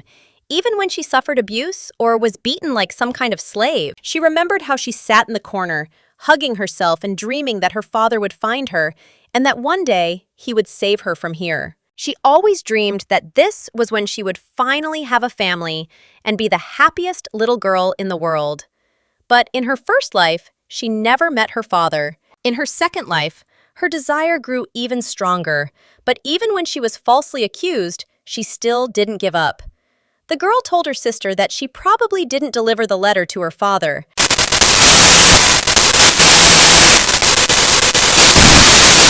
She began to explain that her father had said he didn't have a daughter. When Hecbu heard this, it was another very strong and terrible blow for her. Having been abandoned in both lives, in the third she left her family without any regrets and ran away as quickly as possible. This is already her fourth life, and her father is no longer in it. Even if he had his reasons, that doesn't change the fact that he didn't help her. And if he doesn't have them, she'll be even angrier. In this life, she's decided to focus on returning home. She has no time to worry about a father who might not even exist. She closed her eyes and thought about this man calling her a squeaker, and grabbed her dress and clenched her fists. She decided to reassure herself, as she hadn't expected such a question. Besides, there was a reason she wanted to save her eldest uncle. The reason she came to him first is because, although he doesn't remember, he was very kind to her. It happened in her first life, when her eldest uncle's madness reached its peak. When he was completely enveloped by the evil, cruel disease, the man asked everyone else to leave immediately. Huk Bwan was in a terrible rage at that moment. He pushed everyone aside and spilled rivers of blood. Who suggested pushing this monster into the enemy army so it could destroy them all along with itself? The girl said they would die before they could push it through. The boys asked someone to stop Huk Bwan. One of them suddenly grabbed her hand and pulled her toward him. Looking into the girl's eyes, he said that she had the ability to heal and asked if he was speaking correctly. Before he could even wait for an answer, He said that that was just fine and that she would go with him. He asked her to go immediately and stop him and let go of the girl's hand. The guy was truly distraught and covering his face with his hands. He made terrible sounds and asked the girl to leave. At the time, the Huk family wanted to provoke their eldest uncle into madness and send him to the enemy army.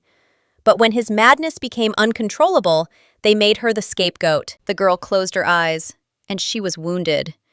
When she opened them, the boy looked at her and said that she was very young, and he hugged her and approached her. He looked the girl in the eye and said he was truly sorry and called her a sweet child. Tears began to flow from his eyes, and she said she had no need to apologize. The real evil is her family, who won't let her die peacefully.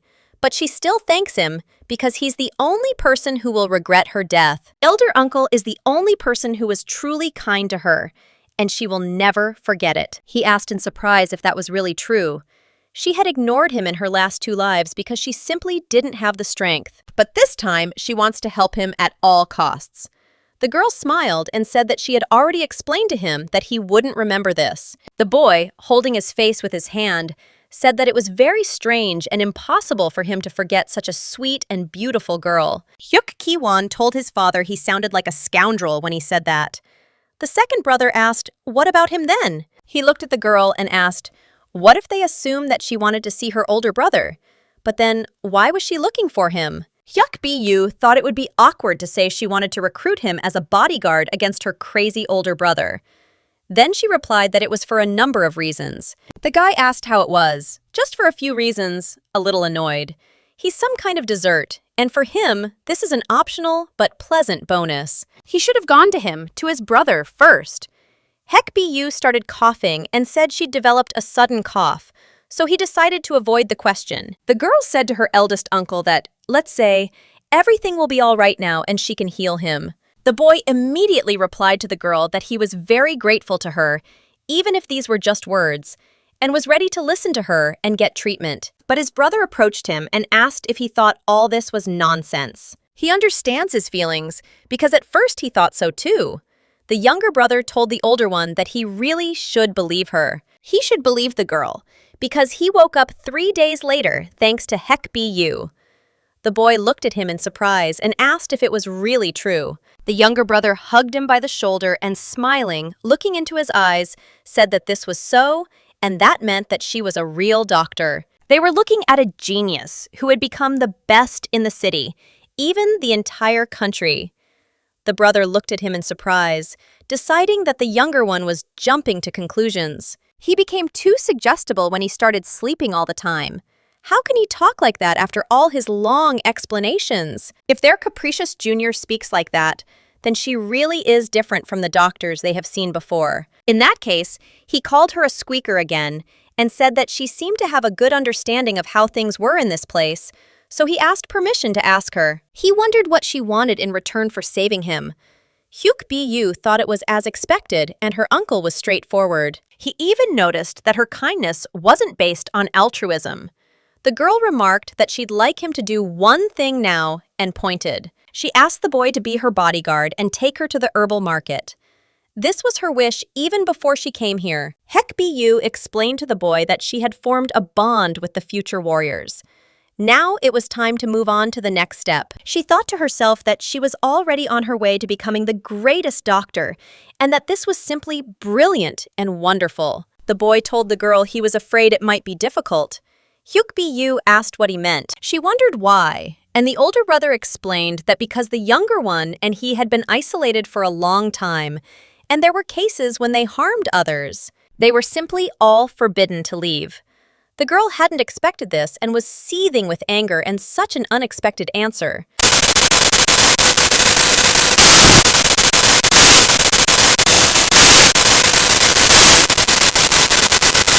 Hecbu exclaimed that this simply couldn't be true. They had no idea how long she'd waited to go to the market. To think that the warriors she'd been searching for so long were under house arrest. The girl explained that she was still too young to leave without a bodyguard and asked if there was absolutely no way. The guy replied that it wasn't exactly that there wasn't. There was one person in the East Wing, and only one patient wasn't prohibited from leaving. Hecbu began to listen to him more carefully, and the man explained that he was talking about her father, Hecbu. Now she was even more surprised and exclaimed that she simply couldn't believe it, since she had tried so hard to ignore him all this time. And now she needed to find him. Hecbu was already in a bright, green, sunlit meadow. She approached a plant and began pulling at it with all her might. The girl suffered for a long time, but finally she pulled it out and fell, covering her ears, as it was difficult for her to get this plant out. She mentioned that she had medicinal herbs in front of her. She needed high-quality herbs to treat her patients. What's in the East Wing isn't nearly enough. One of the 3 largest markets is right outside the wall, so why can't she find it? The girl was very upset and asked if she really had to run away alone. She lay on the ground and thought about how impossible it was. Who knows what might happen if she goes out alone in the body of a 3-year-old? There are groups that visit children to harness the Hek family's healing powers. She told her brothers that, at this rate, she might forget about her goal of becoming the greatest doctor. She couldn't even separate herself from her family. The boy approached her as she lay on the ground and asked what she was doing. He asked why she was lying on the ground. Then the girl asked him in return if she had seen it. She explained that it was all her uncle's fault, and she didn't know. The boy asked if she was an earthworm, meant to roll around on the ground. Hecbu called him dirt, because they say even earthworms clean the soil. The boy asked where she learned to talk like that. Kiwan's brother was passing by and heard some noise, looking at the boys. An uncle was lying on the grass with a little girl in his arms. He asked the man what he was doing and began to approach them. The boy was very angry and asked how many times he had to repeat that BU was only 3 years old. The uncle asked the girl to wait and said it wasn't fair, since the baby was also pinching. But the boy asked what was unfair about that. Children should be treated with care. He had a daughter, so why was he acting like that? The man replied that he intended to be the kindest gentleman to his daughter. Huk Bu was uninterested in whether that was even possible, as he could ruin his image just by opening his mouth. Huk Kiwan said he had no idea how ignorant their younger uncle was. Maybe they could chat a little, and an hour should be enough. The guy asked the boy if he was a teacher and why he should waste his precious time on him. Huk Kiwan asked if he'd rather talk to his father back then. The boy explained that he was playing too dirty at the time. At that moment, the girl began to move away and thought that he seemed rather uncomfortable in his uncle's presence. 3 days had passed since her meeting with her uncle. The girl approached him again and asked if only her father could do this. She asked if there was another way out of this situation. It turns out it was out of pride and disappointment. The older brother exclaimed with a smile that this wasn't true at all, although there was something to it. He explained that her father needed to transfer custody rights to them. Only then will they be able to discuss all this with their elders, and there will at least be some kind of solution. The girl sighed heavily and, catching her breath, thought that in any case she would have to meet her father. She's been thinking about it for the past few days, but she really doesn't want it. She wants to avoid meeting him if at all possible. Huk Kiwan looked at the girl and asked her what she was doing here. Huk Bu explained to the boy that she was gathering herbs here. Huk Kiwan asked him to leave this task to his younger uncle. He explained to the girl that he had energy that absolutely needed to be expended, or she could ask him to do it, and he took her hands. The boy looked the girl in the eyes and said that not only his father and younger uncle were indebted to her, but he too. After all, she's been his benefactor for life. Huk Bu thought that it really was true, and she had saved him from imprisonment. The girl shook the boy's hand in return and, stroking his head, asked him to become stronger and repay his debt. Huk Kiwan was, of course, surprised by such impudence when the girl told him to become stronger and repay his debt. He considered this a pretty good mood. Huk Bu continued to act like a grown-up girl. Suddenly, they heard some kind of squeaking sound, and the girl asked what it could be. She immediately turned her head in the direction from which this strange sound came, and her uncle appeared in front of her. She found herself in his arms and saw in front of her some small animal that was making this amazing sound. When she held the little animal in her arms, the boy said it was a nozu. Did he mean brain fluid? And why was he thinking about such a nasty thing? The boy remarked that he wasn't talking about that at all, and that he was referring to the spirit beast created from lightning. the beast made that strange, unusual sound again. A spirit beast is something incredible. When the owner of a natural ability is particularly strong, the power itself gains sentience and takes the form of a beast. The real protagonist, Huk Kiwan, had a spirit beast in the shape of a sparrow. She'd heard that the closer the beast was to a real animal, the stronger it was. The older brother had a black one like that, and the girl asked if he had one too. Uncle must have a spirit beast like that too, so why didn't she see it when Uncle was angry? He deliberately keeps it a secret. He went crazy then too, so let her just imagine if a crazy beast appeared next to him. Sometimes there are people from the Western continent with spirit beasts, so it's not surprising at all. But she didn't know that Kiwan had this beast. Huk Dewi said she hadn't even heard that was in the story. The boy continued to hold the animal in his arms. He asked the boy why he was pretending not to see him. After all, the little animal was calling for its master. Huk Kiwan replied that he had deliberately not wanted to bother him. The boy asked him not to say that he was now denying the existence of Neozu. When he said this, he held out this little animal towards the boy, and he still did not raise his head to look at it. The boy laughed and said that other people couldn't get it, even if they begged for it for a long time and tediously. He doesn't know if he knows, but these things grow on the master's recognition and trust. He asked to look at him because the little beast is nothing but skin and bones, and if he continues to deny it, things will get worse. Huk Kiwan told his father that he knew, and that he had explained it to him. He knew it, so he asked not to tell him about it. Huk Bu, meanwhile, was listening in on the conversation and looked closely at the little animal. She turned to her uncle and asked what it all meant. He immediately glanced back at her. Among those who use abilities, very few develop such spirit beasts. Such people can become twice as powerful by fusing with their spirit beast, but that's only if the master acknowledges his existence. At this rate, he won't survive long. When the boy explained this, he held out his hand on which lay this little animal, very sad and quite thin. The boy exclaimed, looking at the boy, that this boy was wasting his chance and didn't even realize it. Huk Kiwan exclaimed, turning away, that he wasn't wasting it. He couldn't explain to them what was happening and said that he couldn't see him even if he wanted to. He just couldn't do it. Then the guy asked the boy if he was afraid that his older brother's illness would be passed on to his children. It's obvious that he's simply terrified that he'll harm a large number of people while possessing a spirit beast. He is afraid that the boy will do it just like his father. And when Huk Kiwan heard this, he clenched his fists and his eyes became too sad. Who even knows? Maybe these diseases are really hereditary. How come he doesn't understand it? Then the uncle asked why he needed to know this. He too was terrified that his illness might be passed on to his daughter. Their conversation continued, and when his uncle said this, Huk Kiwan turned away and continued to stare at one point. Then the girl decided to take matters into her own hands and asked why they were worrying about such trifles. Huk Bu put her hand on her heart and told the boys that they had a brilliant doctor. When she diagnosed her eldest uncle, the amount of medication was not small, but still less than for the other uncle. She also has experience treating insanity and seizures, gained in her third life. She won't have any problems finding ingredients on the market when needed.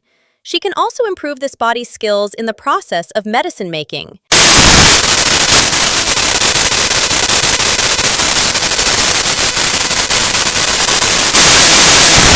Hecbu said they'd already seen her abilities. Even Uncle Sleepyhead, who had an incurable illness, was on the mend. She is much better than he thinks, and the longer he looks, the more interesting things he will see. He just needs to trust her. That's why, when the girl took the animal in her hands, she asked the boy not to think about anything else except repaying the debt. She held the little animal in her hands and asked the boy to take it.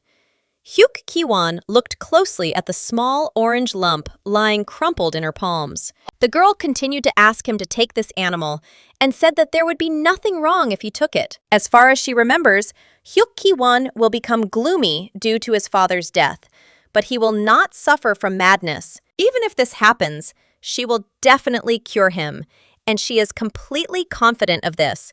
so she hands the animal over to him. Huk Kiwan said that he had no intention of getting rid of him or ignoring him. He continued to explain to the girl that, of course, he'd thought about it, but he was truly terrified.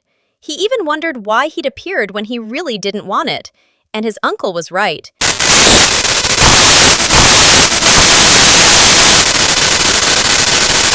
Now the boy looked confidently into the girl's eyes and said with tears that he was no longer afraid of this. Though he hated it, his father's condition worsened, and he constantly imagined a future where he too would fall ill and no longer thought it would happen. The boy said it was all thanks to her. He will work hard to pay her. Since she is a genius, she will need warriors to protect her. He extended his hands to the little creature and said that it too wanted to become stronger.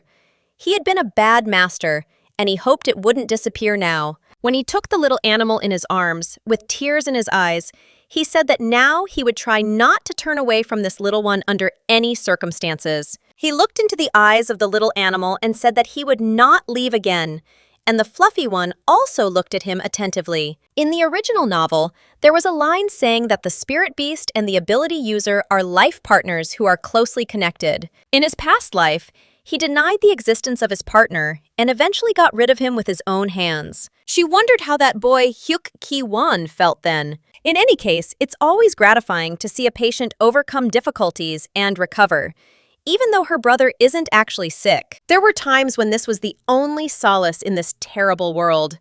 His uncle remarked that he could still say something sweet, and the boy asked not to touch him when he tried to stroke his head. Suddenly, the little animal began to fly from the boy's hands toward the girl. Hecbu asked him if he wanted to thank her. As she held it in her hands, she said it looked a lot like a chick, which was cute. The little animal continued to squeak as if it wanted to say something. He doesn't have time to worry about a father who may not even exist. Little brother Kiwan decided to face his fears, and he hopes that there is still hope and a future for him. In any case, she needed to meet them too, and it was ridiculous to leave when she'd yelled at him with such confidence. Huk Bu suddenly exclaimed that she'd changed her mind. She approached the boy and said she really wanted to meet her father.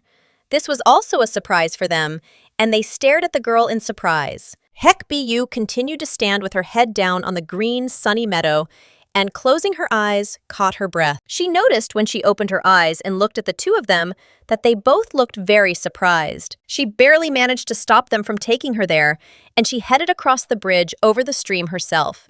This time, she really wanted to go there alone. Her father, Hecbu, in her first, second, and third lives, and until she decided to go to him herself, he was a man who never looked for her. She heard that her mother died early due to illness, and they say that her father did not even come to her then to see her off on her final journey. She's heard so much over 3 lifetimes, so she's still not sure what this illness is. But since she's decided to meet him, she needs to think clearly. Strictly speaking, having an existing father is better for achieving her goal. It's worth considering how it can be used and whether it's needed.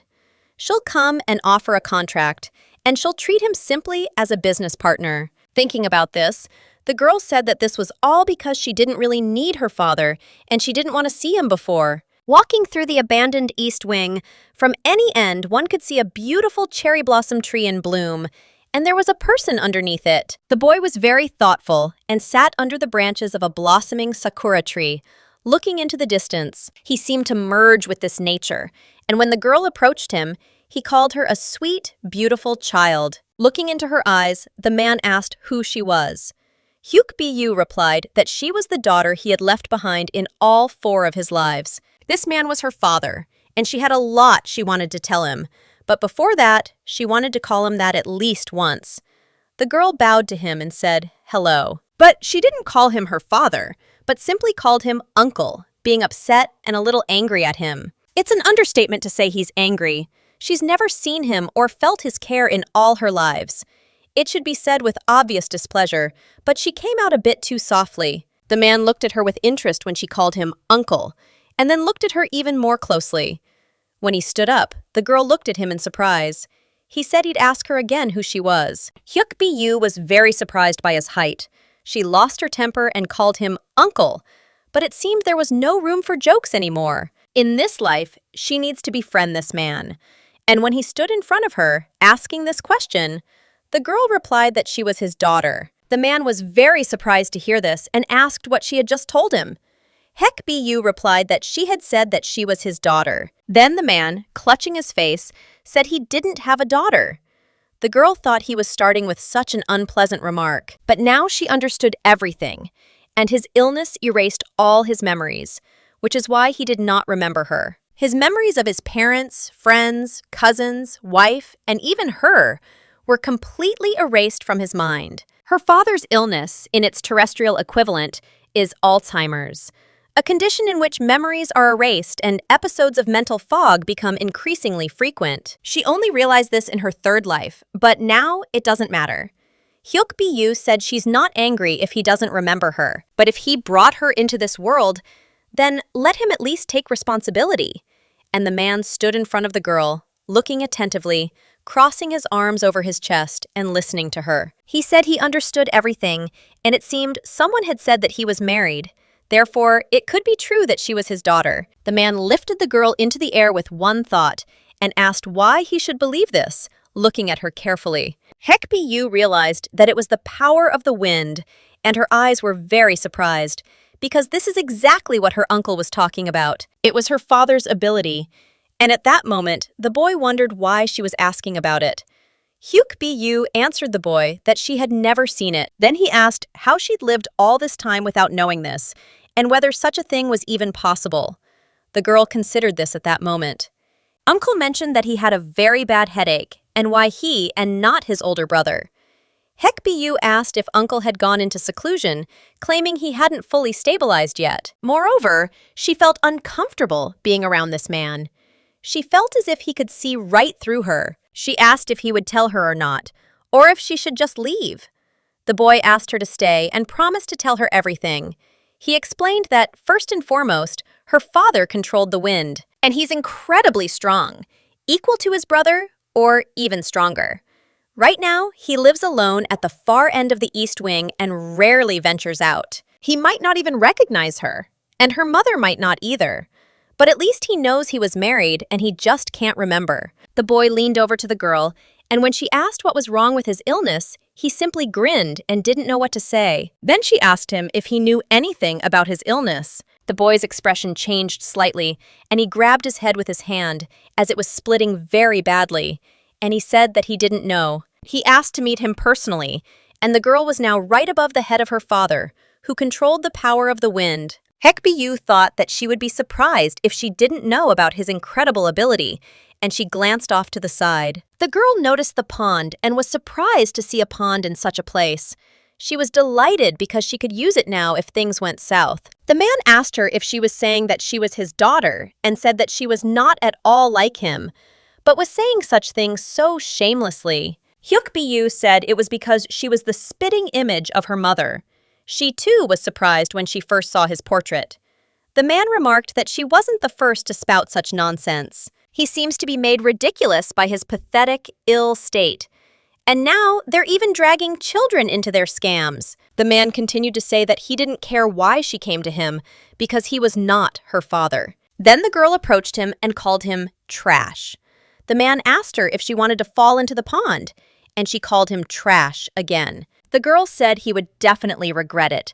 She told her father that whether he believed it or not, she was a doctor and a pharmacist. He was very surprised and asked if a small fry like her could really be a doctor. Huk Bu replied that she wasn't lying and she could prove it. The girl handed him something and said it was a paternity test. He knew what that was. They will mix their blood and check the color, and if they are related, the color will be blue, and if not, it will be black. She needs just one drop of his blood to prove it, and that's all she needs from him now. When the man gave her his drop of blood, the girl asked to look at the blue color. She thought it was wonderful that even in a place like this, they had a paternity test.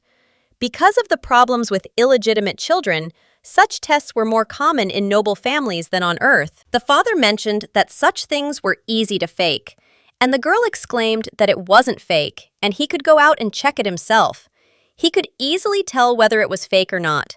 Or he could give her some of her blood so he could check it himself and be sure. The man replied that, judging by how careless she was about her body, he would believe she was his daughter. Huk Bu sensed his sarcasm, but she decided she had to say what needed to be said. The girl said she didn't want to talk about their relationship. When the man asked what exactly she wanted to talk about, the girl said that she was his daughter and had come to heal him. She looked into the man's eyes and said, calling him her father, that she would heal him. Therefore, she asks him to make a contract with her and become her bodyguard to protect her. The man exclaimed that this was a very good offer. Treatment from the best doctor, no SMS or registration required. Hecbu decided she just needed to offer her strength. When she thought about this, she began to open her vessel with clear blue water and release a whole stream towards the man. She asked him if he saw her strength, because she had said and not lied that she really was a doctor. The man smiled and said that she even had the ability and grinned a little. Suddenly, he moved very quickly towards her face and asked her to look at him. The girl, a little frightened, was surprised. She didn't expect him to respond so quickly and asked if he wanted her to do it right then. He immediately replied yes, and the girl agreed and began releasing streams of water in his direction. She thought about how she had been planning to have an examination anyway, but she hadn't expected him to suggest it first. She had already treated illnesses that affected memory, but she had not dealt with her father's illness. Probably, as with the uncles, ingredients and formulas will appear. But here she was very surprised, because nothing happened, and there were no ingredients, no formulas, nothing at all. This only happens when diagnosing a dead person. Aside from the incurable disease she encountered in her third life, she had never seen such a result in a living person. The girl wondered if this meant that she could not cure this man, and she felt very sad and sorrowful. Hecbu decided it was written all over her face. The man was watching her closely as she performed these water tricks. Streams of water poured around him, and he continued to watch her actions. He asked if she was really incapable of giving any answer. The man approached the girl and said that she was just like everyone else. If she had known this would happen, she should have just left. He won't hold it against her for pretending to be his daughter. Huk Bu sadly lowered her head and clenched her fists, but suddenly, when he turned his back on her, the girl exclaimed that she wasn't lying. She hadn't found the answer yet, but her abilities were real. She has already proven that she is a brilliant doctor and pharmacist, and he cannot believe it, even when he saw everything she just showed. She really is his daughter, and why would she lie to him? Does he think she came here because she just wanted to? She absolutely had to go to the market, and the girl continued to convince the man that she was his daughter. There were many other reasons why she needed to go besides buying ingredients. She had to convince him, even if she didn't want to. Hecbu approached the man and said that she knew he didn't choose his illness, but she also knows that he is a really bad father and hopes that he will understand this someday in his life. When the girl said all this, the man said that if she was already finished, then she should leave. Huk Bu closed her eyes, deeply disappointed. Suddenly, she began to run away with tears in her eyes, saying that he really was her father. "And who said he couldn't be cured?" the girl exclaimed as she left, that he simply gave up before his brothers. The water in the pond looks very clear. She's not sure, but there's no time for doubt, so she starts approaching the source. The girl understood perfectly well when she ran to the pond that it was a big risk, but she wanted to try at all costs. Hecbu had already run to the pond and jumped in. As she dove, she noticed the water was truly clear. She realized she could use it, and this was her final ability. Her father appeared nearby and grabbed her by the collar. The girl exclaimed that he had saved her and that he was kind, so she was taking back her words. The man noticed that she jumped on purpose, and the girl said that there was a reason for it. She asked if he could let her go into the water for a little while, and he agreed and let her go. She and the patient are now standing in clean water. All the conditions for activating her ability have been created, and that's very good. A whole stream of clear water began to rise and approach them, completely enveloping the girl and the man who was her father. This stream of water was like some kind of transparent small dragon that rose high into the sky. When they reached the pond, the girl swam as close to him as possible. She needed to understand the patient's condition. She found herself next to him and touched her father's forehead with her hand, as he also plunged with her into the very depths of the pond. Hecbu was overjoyed and, smiling, said that the treatment was beginning. She had 3 abilities in total. The first is the ability to heal one's own wounds with pure water. The second is the ability to conduct diagnostics and identify medicinal ingredients and formulas. And the last one, which she didn't tell anyone about, was the ability to heal others at the cost of her own life. The leaves on the tree resemble her own life. And how long will it take her to cure this serious illness? Did healing her father really mean she would die? That's what the girl thought as she touched his forehead in the pond. She decided that this wouldn't work and that for now, it would be better to concentrate on partial recovery rather than complete healing. She would rather restore some of her father's memories, and her hand lit up when she closed her eyes and touched her forehead. Meanwhile, the boy begged Ah-hyun to let him go outside with him. He really needed to get out of this yard. The guy didn't agree and said that he had a reason why he definitely had to go and headed towards the exit. Then the boy asked if he was going to meet that sister again. The boy replied that he was, and that his older brother had told him so. This is his first love, and is he really trying to run away because of her? The boy wondered if it was really that obvious, and that he wasn't very good at hiding it. He wants her name to have "you" in it. Huk Bu closed her eyes and continued trying to heal her father. A picture appeared of a guy standing next to a woman who was sitting on a chair opposite him. She thought that she looked like her, but much more beautiful, and now everything was clear to her. She understood who this girl was. The girl and her father continued to spin in the streams of clear blue water, and then he pulled her out of the pond. Hecbu said with a smile that she had just tried hard and asked how her treatment was going. Her father lifted her up and, looking her in the eye, asked her who she really was, waiting for an answer. The man remarked that no matter how talented any member of the family might be, there was no one like her. Hecbu asked him to be quiet and said that it was a secret, and a great commercial secret. A trade secret about her ability to cure incurable diseases at the cost of her own life is truly incredible.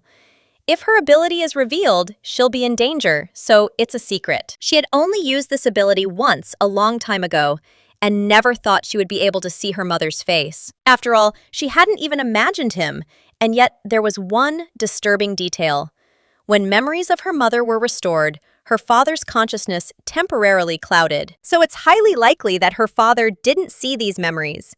But she wondered why, and whether it was related to his illness. The man, looking into his daughter's eyes, said that her abilities had been confirmed.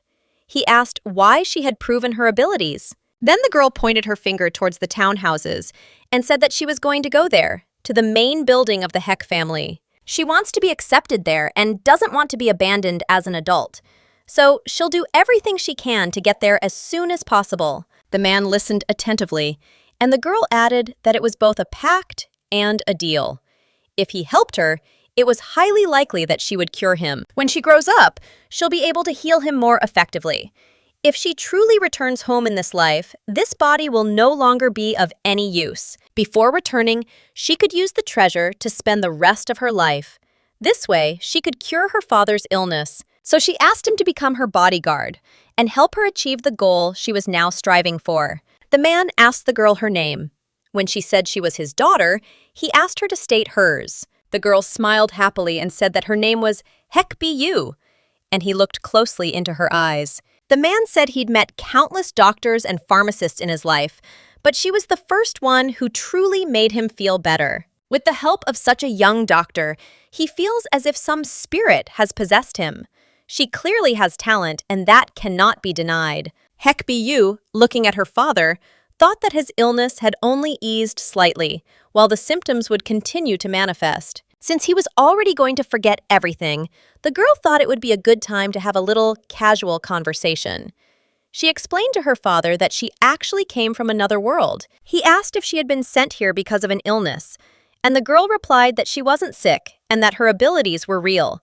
He wouldn't believe her anyway, so the man said he would help her. Suddenly, he pulled her to his chest and stroked her head, promising to fulfill her wish. She hadn't expected such treatment, and tears welled up in her eyes. The girl felt very sad because this hand was so tender that she was haunted by strange fantasies, and she blushed a little. She asked her father if he knew something. They say that each of them, along with her mother, contributed a little something to her name. This was the only story about her parents she'd heard in her third life. She'd prefer he didn't remember it, and since they were going to separate, it would be better that way. Having woken up early in the morning, the man sat under a tree and sat there until sunset, constantly thinking about something. Sometimes strange thoughts come to mind, but he quickly forgets them. He is overcome by an irresistible desire to go somewhere, but soon he closes his eyes from a deep sense of lethargy. He dreams of the same dream over and over again, and he's wearing red silk. Who is this woman behind this red silk? She asked him to be quiet and said she wouldn't tell him, after which she laughed very loudly. The dream always ends before this unknown woman appears. The boy told his mother, or the head of the family, that Hecbu must be killed. What if he completely loses his memory and becomes an enemy of the Hek family? With such a cruel character and no memory of who they think he'll aim his sword at? It's true, and his son-in-law is too dangerous. The man sitting next to him wondered if it wouldn't be better to brainwash him first. His head is already completely empty, so the rinsing should be quite successful. The boy, seeing the number of corpses lying around, thought there was another mercenary. They come when he starts to forget. He walked around the perimeter, wondering who it was this time. It could be his sister, his brother-in-law, or perhaps the head of the family. He doesn't intend to die peacefully, but it's very tiring, and the boy looked at the pond where beautiful lilies grew. Hecbu asked him how he was enjoying her treatment. She asked him not to tell anyone about it, as it was a commercial treatment and a trade secret. The girl asked the man to go with her to the market, and he looked at her carefully. He still couldn't comprehend that Hecbu was his own daughter. The girl lay on the bed, unable to even move her arm because she was so tired. She couldn't figure out where she was, or if she was even home. She couldn't remember how she got there. She only remembers how happy she was when she made the pact with her father and set off back. It's unknown how much time has passed since then, or how she ended up here. Hecbu recalled that she had exhausted all her strength and collapsed on the way back. She had said that her last ability was exhausting her, and that the child's body was physically weak. Then she wondered who had brought her here, and whether it had been Huk Kiwan. She thought about it with her eyes closed and began to yawn. The girl did not expect that there was a man next to her who, looking at her, smiled and asked how she slept. The girl exclaimed that he had scared her terribly and asked what he was doing there. The boy replied that he was watching, and she asked why he was watching her. The man replied that his condition was now completely stable, and he wanted to see the face of their benefactress. She felt very uncomfortable when this man smiled and suddenly picked her up. He asked why she was trying to get away. He would be very sad if she ran away, and what bad thing her uncle had done to her. The man lifted her as high as he could above his head, and the girl asked her uncle to stop. He, in turn, asked her not to talk like that. He asked her to call him elder uncle and smiled, looking into her eyes. He treated her well and was very kind. She was very surprised and couldn't understand what he was saying. The girl's eyes sparkled, because no one had treated her so strangely in a long time. Hecbu said that she would call him whatever she wanted, and asked her uncle to let her go to the floor quickly. He began to press her against him again as tightly as he could, and asked if she didn't like it. If she wanted it, he would give it to her, and she could have it. The girl asked what he was talking about, and said that she had asked to be let go. The boy asked if she wanted to take his son with her, and said it was a package deal. Huk Kiwan said that perhaps he didn't need him, and that he understood Huk Bu. The girl didn't expect to see the boy here. He said it wasn't what she thought, and she couldn't understand why he'd even come here. The boy brought a variety of dishes to the table. The girl devoured everything with gusto, and asked her brother not to misunderstand her. Today, her appetite was simply ravenous, and she couldn't stop. He replied that he understood everything, and that if she ate the entire breakfast without leaving anything behind, then he would forgive her. Huk Bu asked if he was telling the truth. The girl smiled and told her brother that it was very good, and she would happily eat it all. How could anyone refuse such delicious food and such variety? The uncle smiled and asked if she knew, and said that they had chicken on their plates, and she had beef. He exclaimed, wiping the food from his cheek, that she was invigorated and that he really liked it. Huk Kiwan asked his father to calm down. How could he even say such a thing to her? The girl blushed and wondered if it was true. Where did they find the money for beef? After all, the supplies arriving here shouldn't be so generous. The boy smiled at the girl and said that they sometimes get paid to deal with strange people. Hecbu became curious and asked if they were getting paid. The boy replied that it was for his father's medication and that they'd been doing this for a long time. Whenever a family member needs help, they call their father. She couldn't understand why this was happening. They kicked him out, claiming he was ill. But they still use his abilities because they're too valuable. As the girl carried basins of water, she thought she hated it. The man told her that she would be the one to do it. She needs to be sent to the infectious diseases ward. What will she do if she doesn't like it and has no other options? She should be grateful that they give her a job. The girl thought that this was just a terrible family of scoundrels. Huk looked at the boys and said, "They don't need to do this anymore." Her gaze was full of confidence. Hecbu exclaimed, rising from her chair, that from now on she would be the head of this place. The girl held her hand to her chest as she spoke. In this fourth regression life, she knows which lottery tickets will be winning. She knows this because she's already lived many lives. The girl asked them to listen to her very carefully, and even rice cakes would fall from the sky. The boys listened attentively, their eyes wide with wonder. The boy shut up the boy who asked her what she was even talking about. He wished he hadn't said that, so as not to upset the girl. The boy smiled at the girl and said that this was very good, and that they were now a family. If she was the head, then they were members who needed to be protected. Isn't this the real purpose of a family? The boy, holding her ear, asked if she would answer their question honestly. The man asked her why she had fainted on the street yesterday. The girl, of course, wasn't expecting such a question, but he continued to talk about how there shouldn't be any secrets from each other in a family. Huk Kiwan said that his father always told him not to lie secretly. He stroked her again with his hand, and the girl looked at him in surprise. She couldn't figure out what excuse she could come up with. She couldn't say it was because of some secret ability. Then the boy, still holding the boy's mouth, exclaimed that he was very surprised. He asked why she was lying there, exhausted, on the street. The boy approached the girl and said that perhaps her dad hit her, which is why she was lying on the floor unconscious. His eyes glowed with a red, fiery light, and he asked if she really wanted to tell her uncle to punish her father. Huk thought about how she didn't want to become an orphan because of a misunderstanding. The girl exclaimed that nothing had happened and that her father had said he would go to the market with her. She looked at the boy and said that she was just tired, that's all. Hecbu didn't take her eyes off him, then wearily closed her eyes again. He closed his eyes thoughtfully and said that since they were talking about it, his uncle wanted to help her if he could. He explained to the girl, looking her in the eye, that he wanted to become her guardian. Huk replied that even if he didn't, she would still treat him if he asked. The man exclaimed that, of course, treatment was important, and he owed it to her mother. Therefore, he had to protect her now, and he was telling the truth. The girl exclaimed that it was a lie, and that if it were true, they would have found her sooner. When they abandoned her in the East Wing, when she worked as a slave to the family, they never looked for her, just like her father had in all 3 of her lives.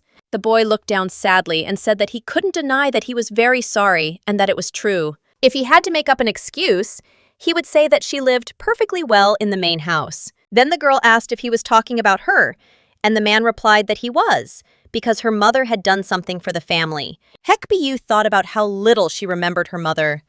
She thought about this sadly, staring into space. It's strange that in each life she's heard little about her, as if someone deliberately hid everything. Why would they do that?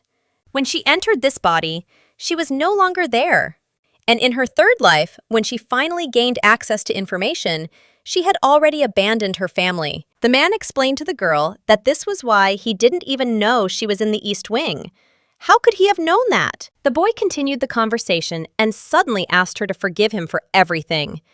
Hecbu understood that he was suffering from madness. There were probably more days when he was out of it than when he was conscious. After all, he was suffering from such a serious illness. How could he afford to care for a niece who meant next to nothing to him?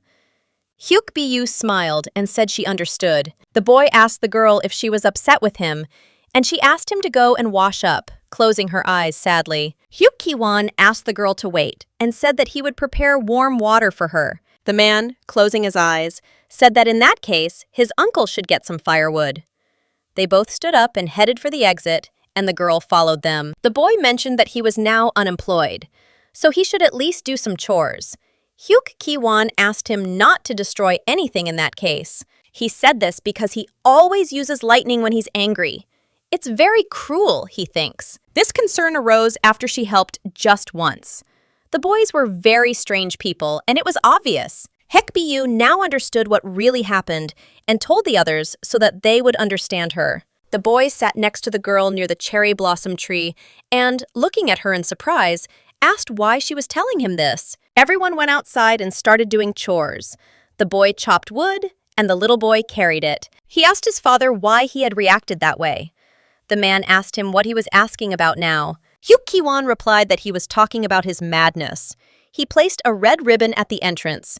The madness wasn't over yet. He began to remember and wondered why this could have happened while staring at one spot. It was the question that had been tormenting him all this time. Apparently, it was because of the blood. He wanted to explain to his son why he had this condition.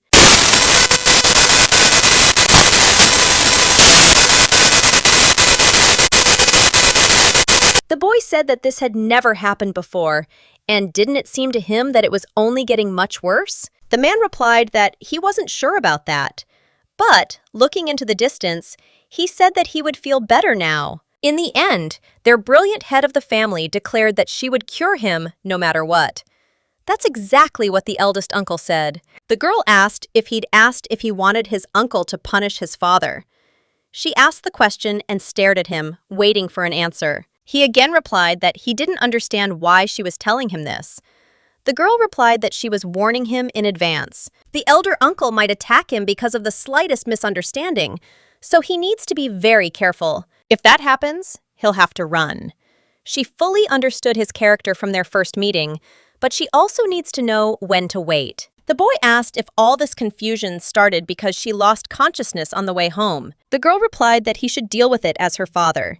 If he had a problem with that, then she asked him to take her home. The man asked why they had moved on to this, and the girl replied that her father had agreed to be her bodyguard. She rather gives him work as her personal warrior, and a warrior must protect the doctor. This is part of his duties. Hecbu asked about the matter she'd asked him about earlier. Her father asked if she was talking about going to the market. He explained that there were procedures that had to be followed, so they couldn't go ahead the way she wanted right now. To go outside, you must obtain permission from the manager of the restricted area. He sent a letter to the main building last night, and they'll be able to leave as soon as the invitation arrives. So all that remains is to wait for it and then act. The father asked his daughter why she was looking at him that way. The girl explained that she simply didn't expect him to organize everything so quickly. The man said that it was bad even when he did what she wanted. She told him to do as she said so things would get better. Hecbu asked when she had said that, and the man replied that a criminal never remembers his crimes. He seems to be referring to a certain wind mage who threatened his own daughter the first time they met. And she went all the way because she was so nervous. When the girl stood up, her father asked where she was going. Huk Bu replied that she was going home. She is finished for today, so she asks him to let her know when he is ready to go to the city, as he promised her. He didn't leave the girl's side, and she looked at him in surprise, wondering why. Her father explained that she had asked him to take her home. He said that he needed her, so he thought he should listen to her. This was a big plus for Huk Bu. The man lifted the girl onto his shoulder and carried her through the dense forest to her home. She felt very comfortable perched on his good shoulder.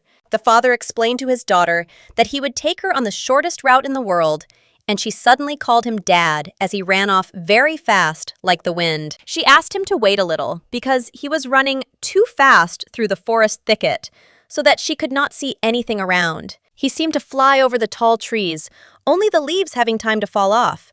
The girl called him crazy and said she was only 3 years old. What kind of 3-year-old would ride a high-speed roller coaster?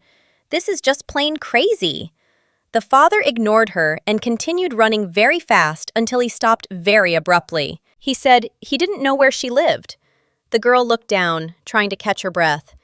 He wondered if it was okay to go outside the gate with him, and she stood next to a concrete vessel, stirring something in it. The girl was extremely tired, and her hands were constantly slipping, so much so that she couldn't stand it anymore, and it was very difficult for her. Huk Kiwan approached her and asked her to give him the thing. Huk Bu responded by asking for it back and saying she would do it herself. The boy asked what she could do with her little hands. He asked what she was doing and if she'd gone to bed late again. Huk Bu asked what it was like and that she was actually preparing medicine for her uncles. 2 days had passed since her meeting with her father, but there hadn't been a single word from him.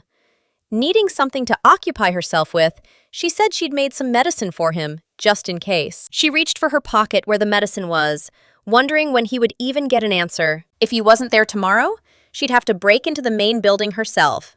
Huk Kiwan said he'd continue his chatter and asked her to go rest. He explained to the girl that she was really bad at asking for help, and why she didn't ask for help at all. Why can't she rely on other people? And what makes her do everything herself and suffer from it? When he said this, she looked at him in surprise and her eyes sparkled. He became curious why she was asking, and the boy continued to stir what the girl had been doing until now. She explained that it was because she had never been able to rely on anyone. She had done everything on her own her entire life, and the rest of her lives. In her third life, she barely escaped her family and thought everything would finally work out. But she eventually realized that no matter how capable she was, the world was always cruel to a girl without connections. She remembered when the boy would lean on his hand and say that this is exactly what he liked about the little pharmacist. The girl responded by calling him an idiot, saying that now she was not just a pharmacist, but a doctor. Then the guy laughed again and said that she was the greatest doctor in history treating his incurable disease and the most beautiful girl on the entire continent. The boy explained that she really was very beautiful. In the end, the only person she opened her heart to betrayed her. Remembering this, tears began to flow down her face, and she even used her own life force for the first time. Suddenly, all motivation for work disappeared. The girl turned around and told her brother that if he wanted to do it himself, he should. He asked her to leave it to him and not to worry about anything. Then she brought something else, a lot of it, so he could do his job well. She asked him to grind a variety of roots and dried herbs to make a base for her medicines. The girl watched the boy from the side and thought that the newcomer thought that medicines were easy to prepare. She suddenly looked to the side and thought that she couldn't see her older uncle, and she wondered where he had gone. The boy continued to interfere and then suddenly stopped and explained that his father had gone to meet someone. He left to inform her that he would no longer do the job he had told her about. Indeed, the uncle was already in the city near the small rooms and was looking somewhere into the distance, as if he was looking for something. The boy explained to the girl that he was talking to her about the main building, and she listened attentively. She wanted to get into this large building as soon as possible, so she needed to know as much as possible about it. The main building is located in the Hek family's western wing. Unlike the abandoned eastern wing, of course, that's a slight exaggeration, but it may seem like a small yet very rich and beautiful village. This is quite natural, given the huge number of people living here, from the head of the family to those with direct and indirect family ties. If she'd known he was going to the main building, she would have asked him to check the letter. Hecbu exclaimed that since he'd said her uncle was going to meet someone, she wondered if he even had any friends. The boy turned to the girl and asked if she knew she was being very rude. Huk Bu immediately apologized to him. Huk Kiwan said he didn't mean to say he needed to apologize. He was the kind of person who would lose a friend because of his tongue, even if he had one. The girl decided he was too cruel to his father. She asked if they no longer had dealings with these strange people because she had asked them not to. When the boy said yes, she immediately burst out laughing. Huk Bu approached him and said that it was simply wonderful and a very good job. Brother didn't need to do it either. Let them use their power for better things, just like their spirit animal. It will be wonderful and simply beautiful. The girl asked the boy where his spirit beast had gone. He asked if she was talking about the lightning beast. Before he could say this, a round, orange, fluffy little animal appeared above his head. He approached and began to chirp and squeak, like a small, fluffy bird that had just learned to fly. The bird approached not the boy, but the girl. She immediately hugged her and began rubbing her head against Hecbu's face. But when it rubbed against the girl, she began to sneeze loudly, and the little animal flew far back. Its feathers tickled the girl's nose. But not even a few seconds passed before he was near her face again, and she started sneezing again. The boy asked the little animal not to bother the girl and to fly to him. Huk Bu remarked that his pet seemed to have inherited his great stubbornness. Huk Kiwan, turning to the girl, replied that he was not stubborn at all. Huk Bu asked the boy if he would remain the same fluffy little ball he was now. Huk Kiwan replied that he didn't know. The younger uncle said he wouldn't change as they grew older. He said he'd grow up and become more like an animal. Spiritual beasts that resemble animals from the start are much stronger. Hecbu was surprised that Hekayan's spiritual beast was a snake bird, just like the main character of Munchkin. The girl said that her uncle knew much more about spirit beasts than she thought. The boy explained to Hecbu that his younger uncle had always dreamed of becoming a scientist. She was surprised and asked if he really knew that. How could he become a scientist with such a character? He always insisted he was right and asked not to argue with it, but simply to agree. Hecbu remarked that this was completely unlike him. Huk Kiwan replied that he'd heard about it briefly from his father. He said he'd studied hard with her father for a while because of his first aunt. The girl thought that the father, the man who took his 3-year-old child on a roller coaster ride, also wanted to become a scientist, and this is very surprising. Still, he didn't quite look like a scientist. The boy asked her to stop for now and step away for a moment. He wanted to show the girl something, and they headed in the direction Huk Kiwan had called her. Apparently, this was some kind of surprise he had arranged for the girl. They walked through the green thicket and found themselves near a patch of land where a variety of plants grew. The girl was very curious about how it was made. This is the herb garden that he and his father started. The place she went to was too far away. Besides, since the East Wing is abandoned, strange people sometimes show up there. The boy explained that he would transport the herbs as soon as he could. His father said he would bring everything he could get his hands on. Hecbu knew the East Wing was dangerous. She'd encountered them several times in her past life. But for them to be moved because of her was very surprising.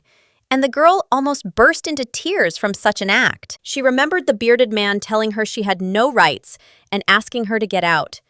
And the girl next to her said she heard Huk Bu begging again, tearfully. She was caught working in the fields at night.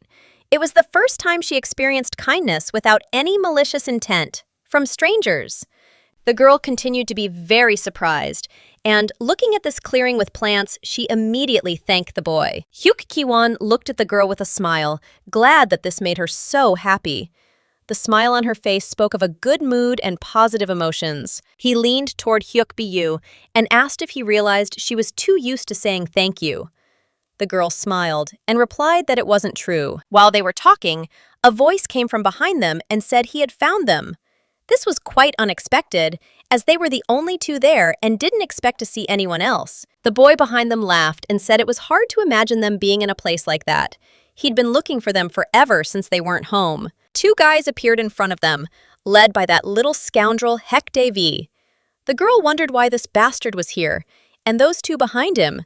These 2 boys were official warriors of the Hek family.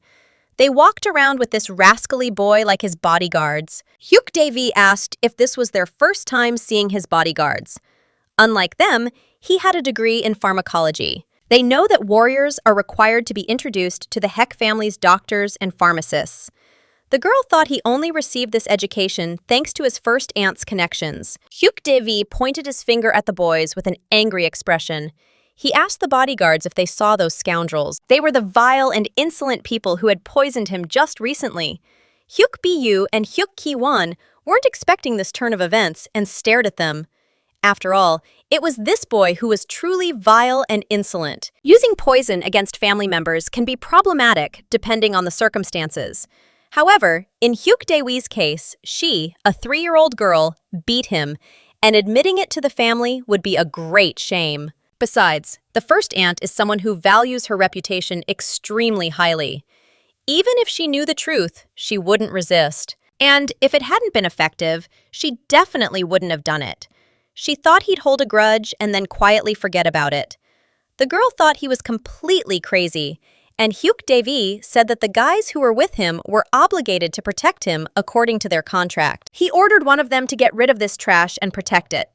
The boy was very surprised and asked if he really wanted to get rid of them. The boy was very angry, and turning to the bodyguard said that these were the children of sinners, and that they must be dealt with.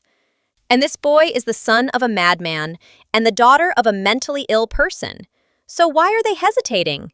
Such crazy people simply shouldn't exist in this world. Besides, that madman isn't here, so they can easily do it. The girl's sweat dropped when she heard that. If these two warriors are introduced by the first aunt, then they are definitely unusual. She knows because she saw them in her past lives. She looked closely at these guys and realized that these were the faces of killers, and nothing would stop them if the boy gave such a command. They really could kill them without even thinking. Huk Kiwan asked the girl to stand behind him and walked toward the boys.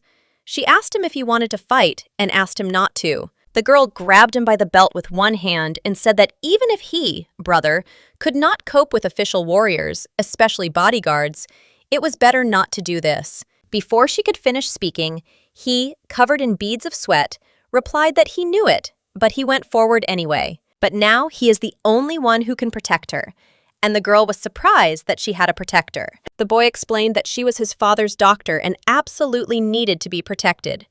This meant that his father and he were warriors who had to watch over her and protect her. There was no reason to expect father to return, as he had recently gone to the main building. Therefore, the situation was very serious and extremely dangerous. He'll hold out for a while, so he asks her to take the opportunity to call his younger uncle. He'd fallen asleep long ago and should have woken up by now. The girl wondered what would happen if he hadn't woken up yet. The boy suddenly had a fresh idea and handed her a papyrus tied with a red ribbon. Huk Kiwan explained that there was one more person. He made it clear to Hecbu that this man was her father, and that they needed to approach him so that he would come to their aid. Meanwhile, the angry boy was already asking his bodyguards why they were standing there and doing nothing. He exclaimed that he had already ordered them to get rid of them. One of the guys lowered his head and closed his eyes, said, "As he says," and began to take his sword out of its sheath. He began to slowly approach the boy and said that this task was not difficult, and he would quickly cope with it. Huk Kiwan was already standing, sword at the ready to defend himself, and parried the bodyguard's blow with all his might. The boy was thrown back, landing on his back, not expecting such agility from the boy. The bodyguard was very surprised and said that for such a small boy, he had quite good skills. But it's a pity that he follows orders and shouldn't give in to the feelings that he just developed for him. Huk Kiwan, looking into the eyes of his opponent who wanted to kill him, asked who said that he would give up so easily. The boy's little animal appeared above his head and began to fly as high as possible and make squeaking sounds. When he flew into the sky, there was a bright flash in the form of lightning, and these lightnings began to approach the ground. Bright purple lightning surrounded the enemy and began to fly apart in different directions in the form of a huge, powerful ball. The enemy didn't expect this, and when he saw the spirit beast and the lightning strike, he was simply shocked. After all, it turned out the boy could protect himself and was quite strong, the bodyguard said, looking at him with surprise and interest in his eyes, that it seemed you can't fool blood. Being born unique is an immense injustice.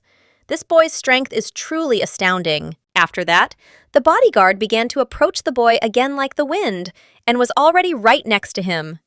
But Huk Kiwan thrust out his sharp, long sword, pushing the scoundrel back. Hecbu was extremely worried and thought that his aura had completely changed. She hoped he would hold out as long as possible until help arrived. This scoundrel is seriously fighting now, and it's not good. He approached the boy like lightning and tried to strike. He was as vicious and furious as a tiger. The boy managed to hit him right on the cheek with the tip of his sword, and the girl immediately called out to her brother. Huk Kiwan asked her not to worry about her and to leave quickly. Hecbu began to worry even more, because even if she wanted, this bastard would bring another warrior with him. Huk Devi grinned very evilly and said that this time she would not run away, calling her a brat and making a malicious face. The girl asked him if he knew that these fighters couldn't attack doctors and pharmacists, and that it was a family rule. Huk Dewi responded by saying that, as long as he was discovered, everything would be fine. And besides being a doctor, she's a complete idiot with no education and a very stupid girl. Huk Bu thought about how he wanted to play and grimaced mischievously. She exclaimed, looking at this scoundrel, that he never learns from his mistakes. Was he really ready to suffer an even worse defeat than last time? And he was the stupid boy, not she the stupid girl. Huk Devi was absolutely furious and asked his bodyguard to stop her from doing something stupid. He informed her that she had the ability too, and the boy told the gentleman that he understood. The girl exclaimed, directing a stream of water from her vessel towards the enemy, that it was too late and called them idiots. A torrent of water began to pour toward the villains, surrounding them on all sides. It was as if they were trapped. The bodyguard did not expect such a turn of events and began to feel the power of water from all sides.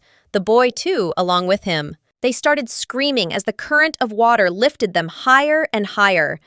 They were simply shocked to find themselves in this whirlpool and finding it hard to breathe.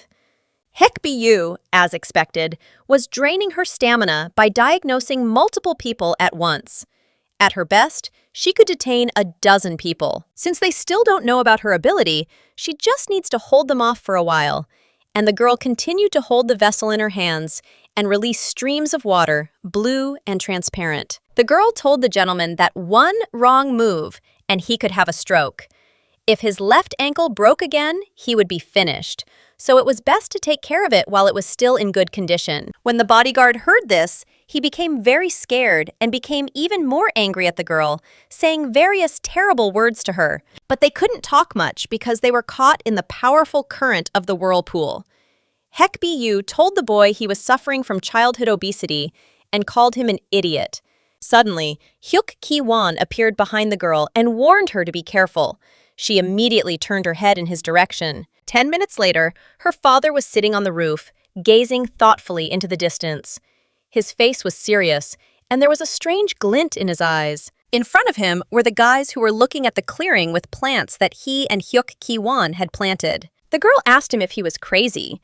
He could fly so fast with a child like her, and she could measure it. Hecbu's father told her that he hadn't run so fast so she wouldn't get hurt. The girl asked him to shut up immediately, as he needed to be severely punished for this. He's even more mentally unhealthy than his brother, whether he realizes it or not.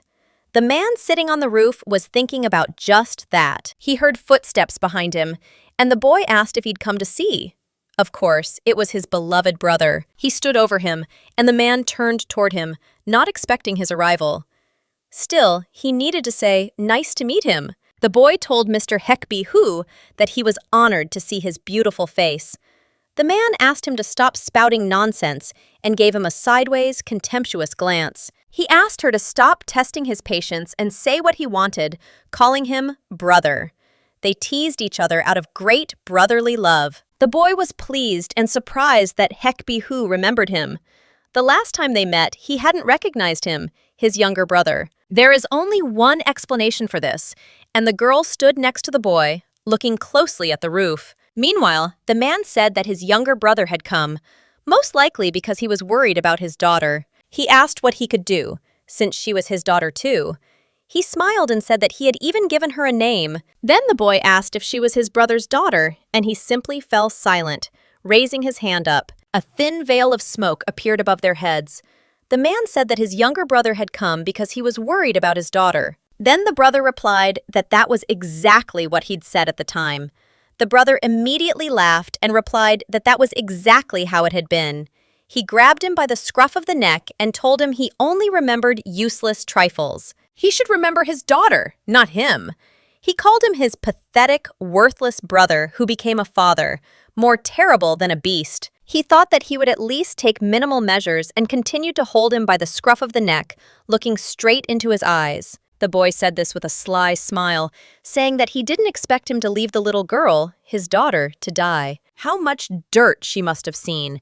How much the younger brother and his wife loved each other so much that they abandoned everything and ran away in the name of their love. Not only had he forgotten his wife, whom he loved very much, but the boy, who was being held by the scruff of the neck, asked what he could do since she was his daughter, whom he didn't even remember. If that's the case, it's best to treat her as if she weren't his daughter. He only promised to help this child with all the strength he could muster. Then the boy asked him if that was enough. The man remained sitting there, looking sadly into the distance. The brother continued to hold him by the scruff of the neck and asked if she had told him that she had improved his condition. Judging by how angry his brother was, she really was his daughter. But even so, he'd still forget everything. He wondered who would be the biggest loss. Sometimes keeping a certain distance, for example with strangers, is the best option. The brother said that was a very perverted way of saying he wanted to see his 3-year-old daughter. The other immediately gave him a sideways glance. It's serious that his younger brother is trash, and he sincerely hopes he'll regret it. His older brother said he now sees that he's clearly improved. The man explained that he had come here only because he had simply stopped seeing the child who had previously come and gone so often. That was the only reason, and there was no other reason. The boys heard someone say that he had finally found them. Just imagine that they were in such a place, and he had been looking for them for ages, since they still weren't home. They stood in a green clearing, and the boy asked if it was really So-ran's son in front of them. The two brothers continued to sit on the roof and watch the proceedings from a distance.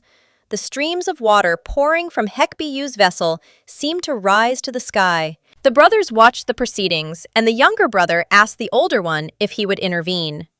The older brother then asked the younger one to allow him to speak clearly. If he interferes, there will be nothing left for him.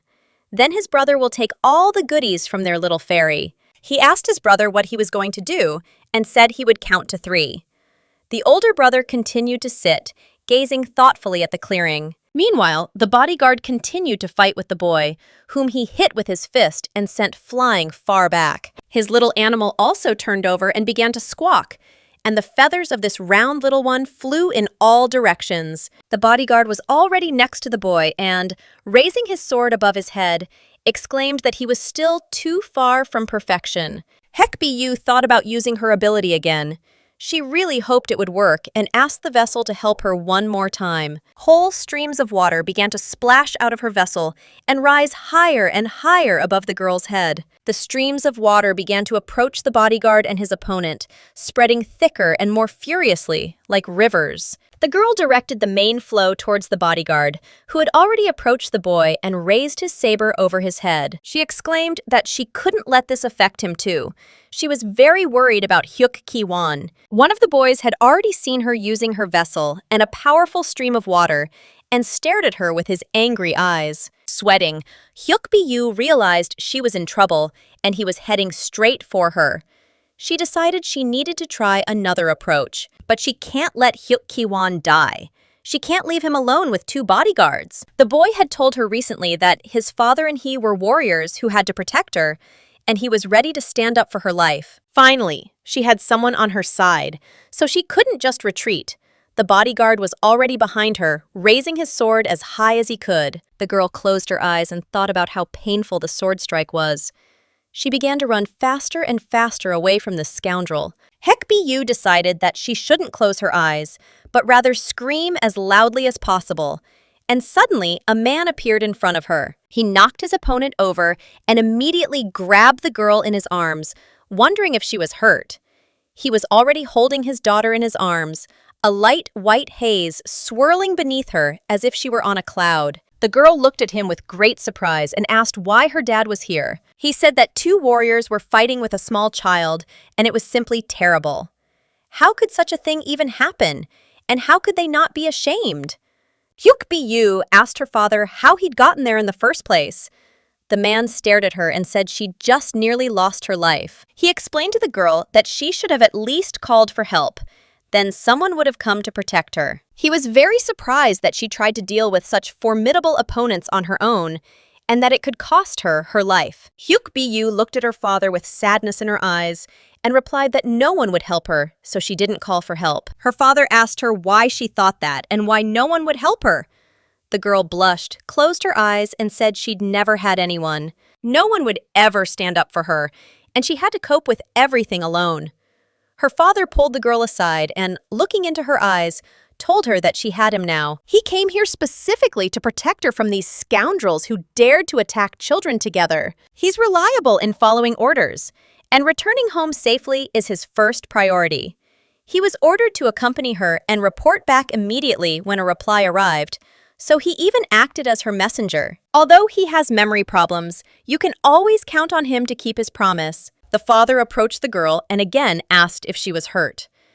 Huk Bu wondered why he was so insistent on checking. She had to give him back, and the girl, holding her face with her hand, blushed and smiled. She was very pleased that her father was still worried about her. Huk Bu explained to her father, after he had already let her go to the green grass, that she was fine so he could let her go. She urgently needs to go to her little brother, Huk Kiwan. The boy fell unconscious as soon as his dad came to the rescue. He must have been very tired, and the man looked at him with sadness and regret in his eyes. After all, he had so diligently protected the girl with all his might. The father looked at his daughter and said, "I'm here, but what's her reaction anyway?" She could have admired him more or praised him. Looking into her eyes, he asked if she wanted to heal the one who had so brilliantly saved her. Hecbu, having listened attentively to her father, became thoughtful. Look at him, trying to get his fill of his daughter's life for free. The girl said she was very sorry, but she didn't feel that way. They'll have to achieve something more significant. Before them stood an opponent holding a sharp sword. The girl immediately clung to her father in fear, and the man looked closely at the angry guy. Huk Bu also looked at him and asked her father if he would catch him again. The girl's father explained that there was simply no need for it. But suddenly, a young boy appeared, glaring angrily at the bodyguard, who was lying on the ground as he approached. He laughed and asked to play with him, preparing to attack. "Why did this gentleman uncle come here?" The boy remarked that he looked familiar and peered at the bodyguard. He lifted his head to look at his face. He recognized the man as a servant who had once served him. No wonder he glared at his son so angrily. When the boy said this, he laughed and said that in that case, he'd start with a massage from his old master. The bodyguard, lying face down on the floor, asked him to wait a bit. He started crying and screaming, and the girl and her father watched intently.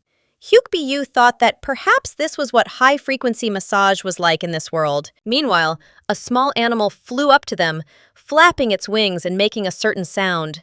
Small, transparent tears glistened in the bird's eyes. The little animal flew toward the girl and began squeaking right above her head. Hecbu looked at it, saying it was okay. When the girl found herself next to Huk Kiwan, who was lying in bed with his arm bandaged, she said that only his wrist was broken, but otherwise there were only minor bruises. He didn't have any significant injuries. The boy asked if he had a broken wrist and said he just lacked training. The girl remarked that Kiwan was only 9 years old and that his opponent was a trained warrior. The man exclaimed that she was simply a princess and that if he were in his place, he would do just that. He would have instantly thrown the sword aside and pierced his hand with lightning. Now she understands why her brother lost. Father is the kind of man who would lose even his only friend because of his big mouth. Before he could finish speaking to the girl, the bird rose into the air and began chirping again. The man remarked that this divine beast was a real crybaby. Then the girl asked if he had another divine beast. Her father replied that of course he did, but it was too stoic, so it wasn't very good. Divine beasts will certainly resemble their masters. Hecbu looked at the man thoughtfully. So her brother was just as sensitive too. The girl said she'd never seen him cry. Or maybe he's just been putting up with it all for a long time. She sat next to the bed where the wounded boy lay, looking at him thoughtfully. She approached her uncle and said that it was not worth raising a child in such a way that he could not even cry. It was too cruel and wrong. If he keeps doing this, the boy won't be able to cry even if he really wants to. And he needs to let out all his emotions so it doesn't negatively affect his health in the future. The boy listened to the girl and put his hand on the head of the boy who lay wounded in bed with his eyes closed. Hecbu thought about how she now had a boss to deal with. She turned to her father and asked if he had received a reply. The man said he had arrived, and she asked what it said. He immediately thought about it, remembering. The father explained that he said he couldn't give permission right away, so he had to go to him personally. Hecbu listened to the man and said that in that case, they should go to the main building right now. The sun was still too high in the sky, and the Huk Devi operation had clearly ended in failure, and they had won this battle. The girl thought that after everything that had happened, it was now her turn to counterattack this scoundrel. The man sitting next to me said he'd go too, since he'd already left work. He said this with a smile and a hand on the back of his head. And now the guys found themselves on the street, among a crowd of people who were being led by strong, thick ropes. These people were bound, and their hands were tied too. Oh my God, how shameless is this? And what is this? Is the man in front by any chance the Dark Commander?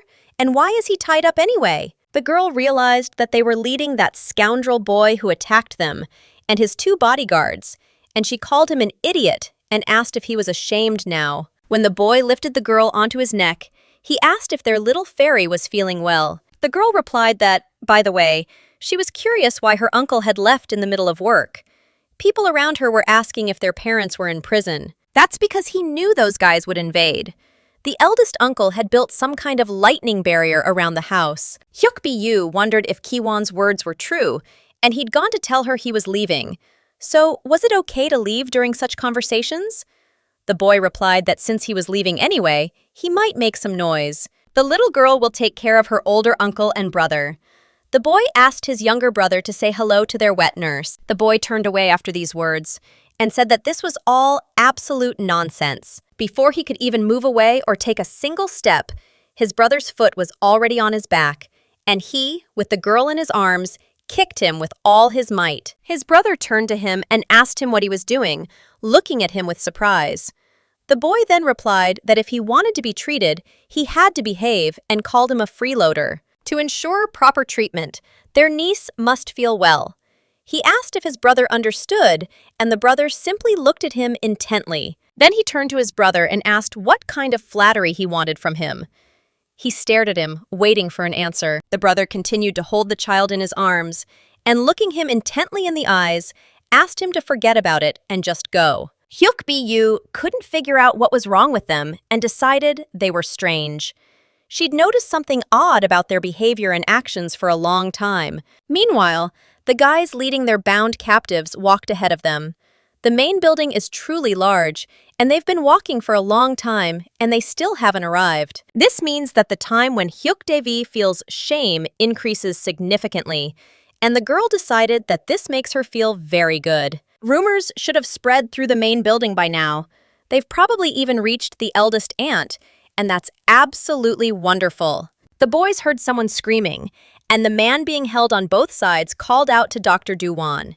He asked if he was okay. The man was furious and wondered why Huk Bwan was there. He wasn't even cured of his madness, but he showed up at the main building, and how could he still have the nerve to do that? The crazy killer wants to kill someone again. The man continued to hold the girl in his arms and asked what he was carrying now, since he had come here with a proposal. The man again asked him not to talk nonsense and exclaimed that the restrictions imposed on him were so strong that he could not get out on his own. He continued to shout and point his finger at the man, who pretended not to care and walked up to the girl. Suddenly, he said he remembered and began to approach the old man who had been shouting so loudly across the street.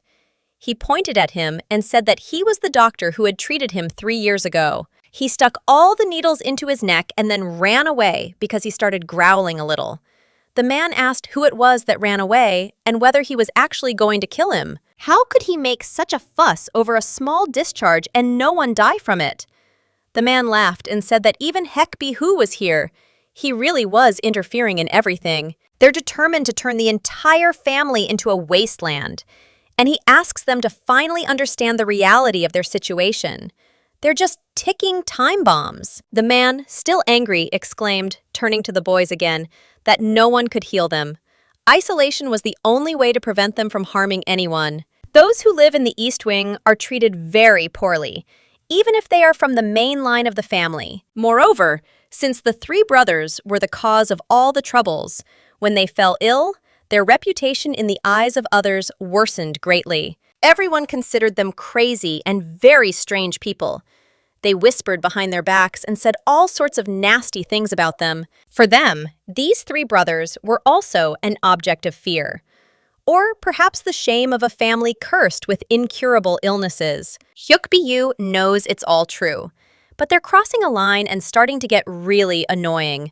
Suddenly, the girl addresses the man as father. She asked if he could do something about this man, for example, with a strong wind. The father explained to the girl that attacking a family member with the ability would be considered a crime. The girl was very surprised that he even remembered that. But unexpectedly, her father said he would listen to her. He meant that he was still using the power of the wind that his daughter had spoken of, and a whole stream of powerful wind was directed towards the villain. The man exclaimed that a very strong wind had picked up and nothing could be done about it. This wind was completely natural and had nothing to do with him. After the father listened to his daughter, he turned to her and asked if he had earned at least a few points. When he said this, the girl immediately smiled, closing her eyes and blushing a little. Hecbu continued to smile and said that it was indeed quite good, which surprised her father greatly. After all, she usually ignored him and wasn't surprised by anything. The boy, listening to their conversation, remarked that it had been fun and asked if they would continue on their way. Hecbu told her uncle that he'd said they simply needed to hand over Huk Devi and the warriors to the manager. The boy laughed and exclaimed that it was true and that he'd probably like it. He will clearly be beaming with joy, and they meant, of course, that it will be just the opposite. When the guys entered the room, they were greeted, namely by Mr. Huk Kiwan and Mr. Hecbu. The guys sitting at the desk, pen in hand, said that the patients coming all this way had created quite a mess. They'd run away, so why had they come back? The guy replied that he'd gone out for a short walk. He really angered the man sitting at the table, who asked him to stop immediately. Why are they bothering a man who's so busy? So that the boy would remind this man about the letter, and he would understand that he was talking about an exit request. When the man heard about the letter, he took it out and showed it to the man. He asked them to decide for themselves whether they were leaving or not. If they leave and disappear forever, the head of the family will only be happy. The girl listened attentively to their conversation. The boy answered this scoundrel that he didn't care, and he grabbed his head and asked where the broken man was going. The boy asked if they really didn't care or if they were just used to it. The father continued to hold his daughter in his arms and look at him sideways. The girl, moving closer to her father's ear, asked him if he could lift her up above his head right now. The father immediately complied with his daughter's request and lifted the girl up. Hecbu immediately took out her vessel of clear water and began pouring it over the scoundrel's head. He certainly didn't expect this, and his men were simply shocked, too. The man asked what it was, and the girl said she was now going to speak out. She approached this scoundrel and asked, looking sternly into his eyes, who he even thought he was here, and who he was to talk to people like that. The man then asked her in return who she was. The girl explained that she was the daughter of the man he had called Broken. He is Kambarin himself, the manager of the 6th grade, and the girl said that she knows him very well. She knows he's the manager of the Kambarin restricted area. For someone to manage a restricted area while simultaneously despising those within it is simply outrageous. He tormented her throughout her entire life simply because she was a withdrawn child. She is well aware that he is actually Kam Tae-han's son and the son-in-law of the Ran family. She smiled slyly right in his face and exclaimed that his gambling debt amounted to approximately 300 gold pieces. The man was simply shocked when he heard the girl's statement. Could it really be she who lived on the 2nd floor of the house with the red roof? Hecbu continued to explain to him that he had not yet been caught there, but she could write the letter herself, and then he would see what would happen. She was already right in front of this scoundrel's face and exclaimed, looking contemptuously into his eyes, that she could give a hint to his wife, Mrs. Ran Jin. When the man heard this, he was completely shocked and his face changed. He laughed and exclaimed that it was too early in the morning to hear such nonsense, and if she was done, then let her go. Hecbu simply asked her not to insult her father and uncle either. The man, already beside himself with rage, began to clench his jaws and say that he would not just leave it like that. The girl's father smiled and exclaimed that there hadn't been a day when this guy's caustic words hadn't left a bad taste in his mouth. But this time was simply the most amazing. The uncle asked the little girl how she even knew he was cheating on her.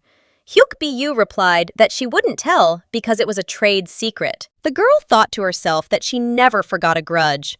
In her 3rd life, she had trampled him thoroughly, and that was simply amazing. Just let him try to quarrel with her again and then he'll be in trouble.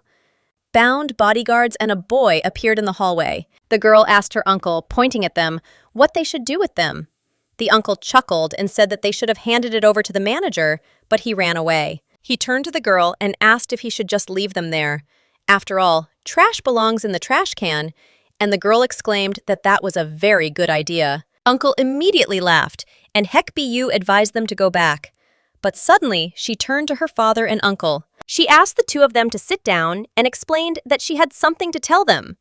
Her uncle and father immediately squatted down to be the girl's height and listened to her. They began to listen to her attentively, and Hecbu asked why they remained silent when they were insulted. She remarked that they were both too ignorant in such matters and asked if they knew about it at all. Then and now, if she hadn't intervened, they would have turned a blind eye.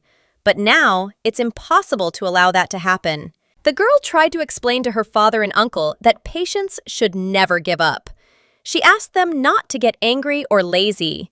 The men listened attentively to the girl, as if they had done something wrong and couldn't tell her otherwise. Huk Bu thought they didn't understand what was wrong. Then one of them agreed with her and said that if the princess said so, then they would certainly obey her. The girl asked her uncle to stop brushing them off like that and said that it was a very bad habit, continuing to scold them. She explained that the patient's desire to fight is crucial for treatment. When the patient gives in, their condition rapidly deteriorates. Humiliation is generally hereditary. The things her father and uncle left behind would stick to her and her brother Kiwan, a stigma that haunted her endlessly, even after her father's death. Everyone described her as the child of a prisoner, as well as the daughter of a mental patient. They also said she was the disgrace of the Hek family. The girl realized that the same thing awaited her brother Kiwan. She explained all this to her father and uncle, who continued to listen attentively. Huk Bu looked into the eyes of these two and asked if this was what they wanted.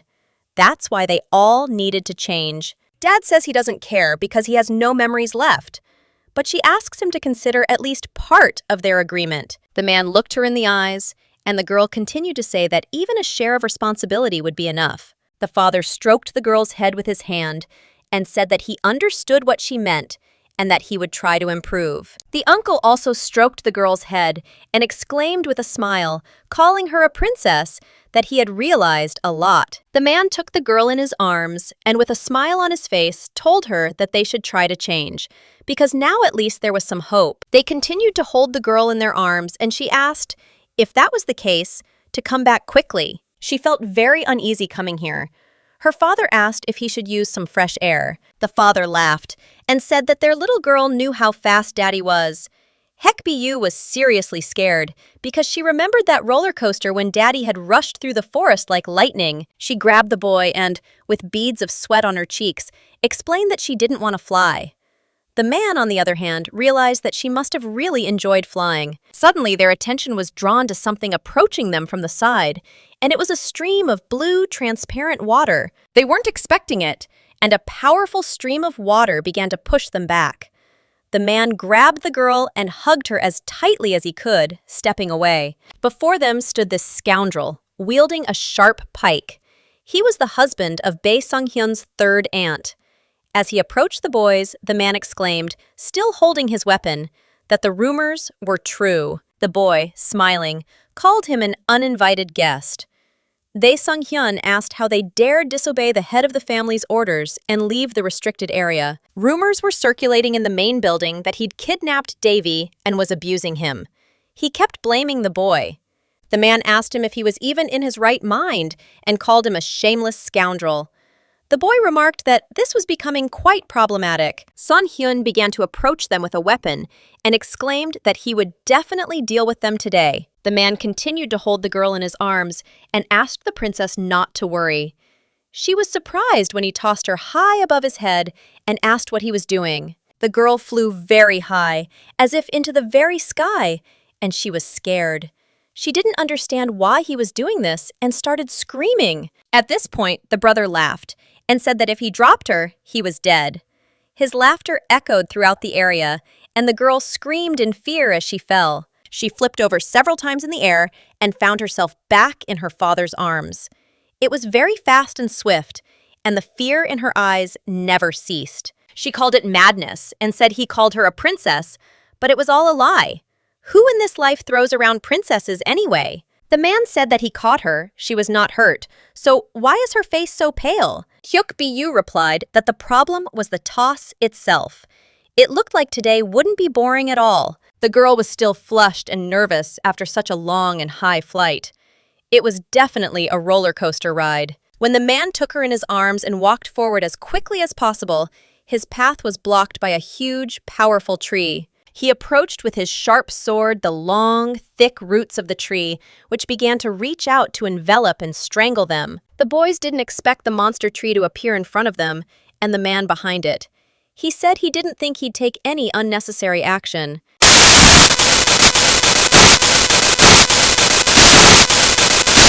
The man with glasses said he didn't know what they were planning, but that was enough.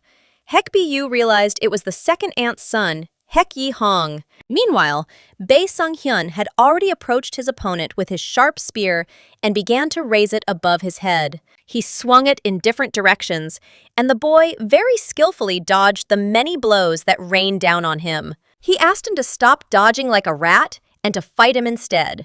Then the boy greeted his son-in-law. He was suddenly attacked by his son-in-law, so what could be more fair and just? The man rose above his head and, grabbing a weapon, began to approach again. The girl's father, assessing the situation, said that this would be his death. Someone's death would prevent him from leaving, so he would restrain himself. Huk Hong looked at the fight again and asked the man to immediately stop all this chaos. The boy replied that he was actually fighting.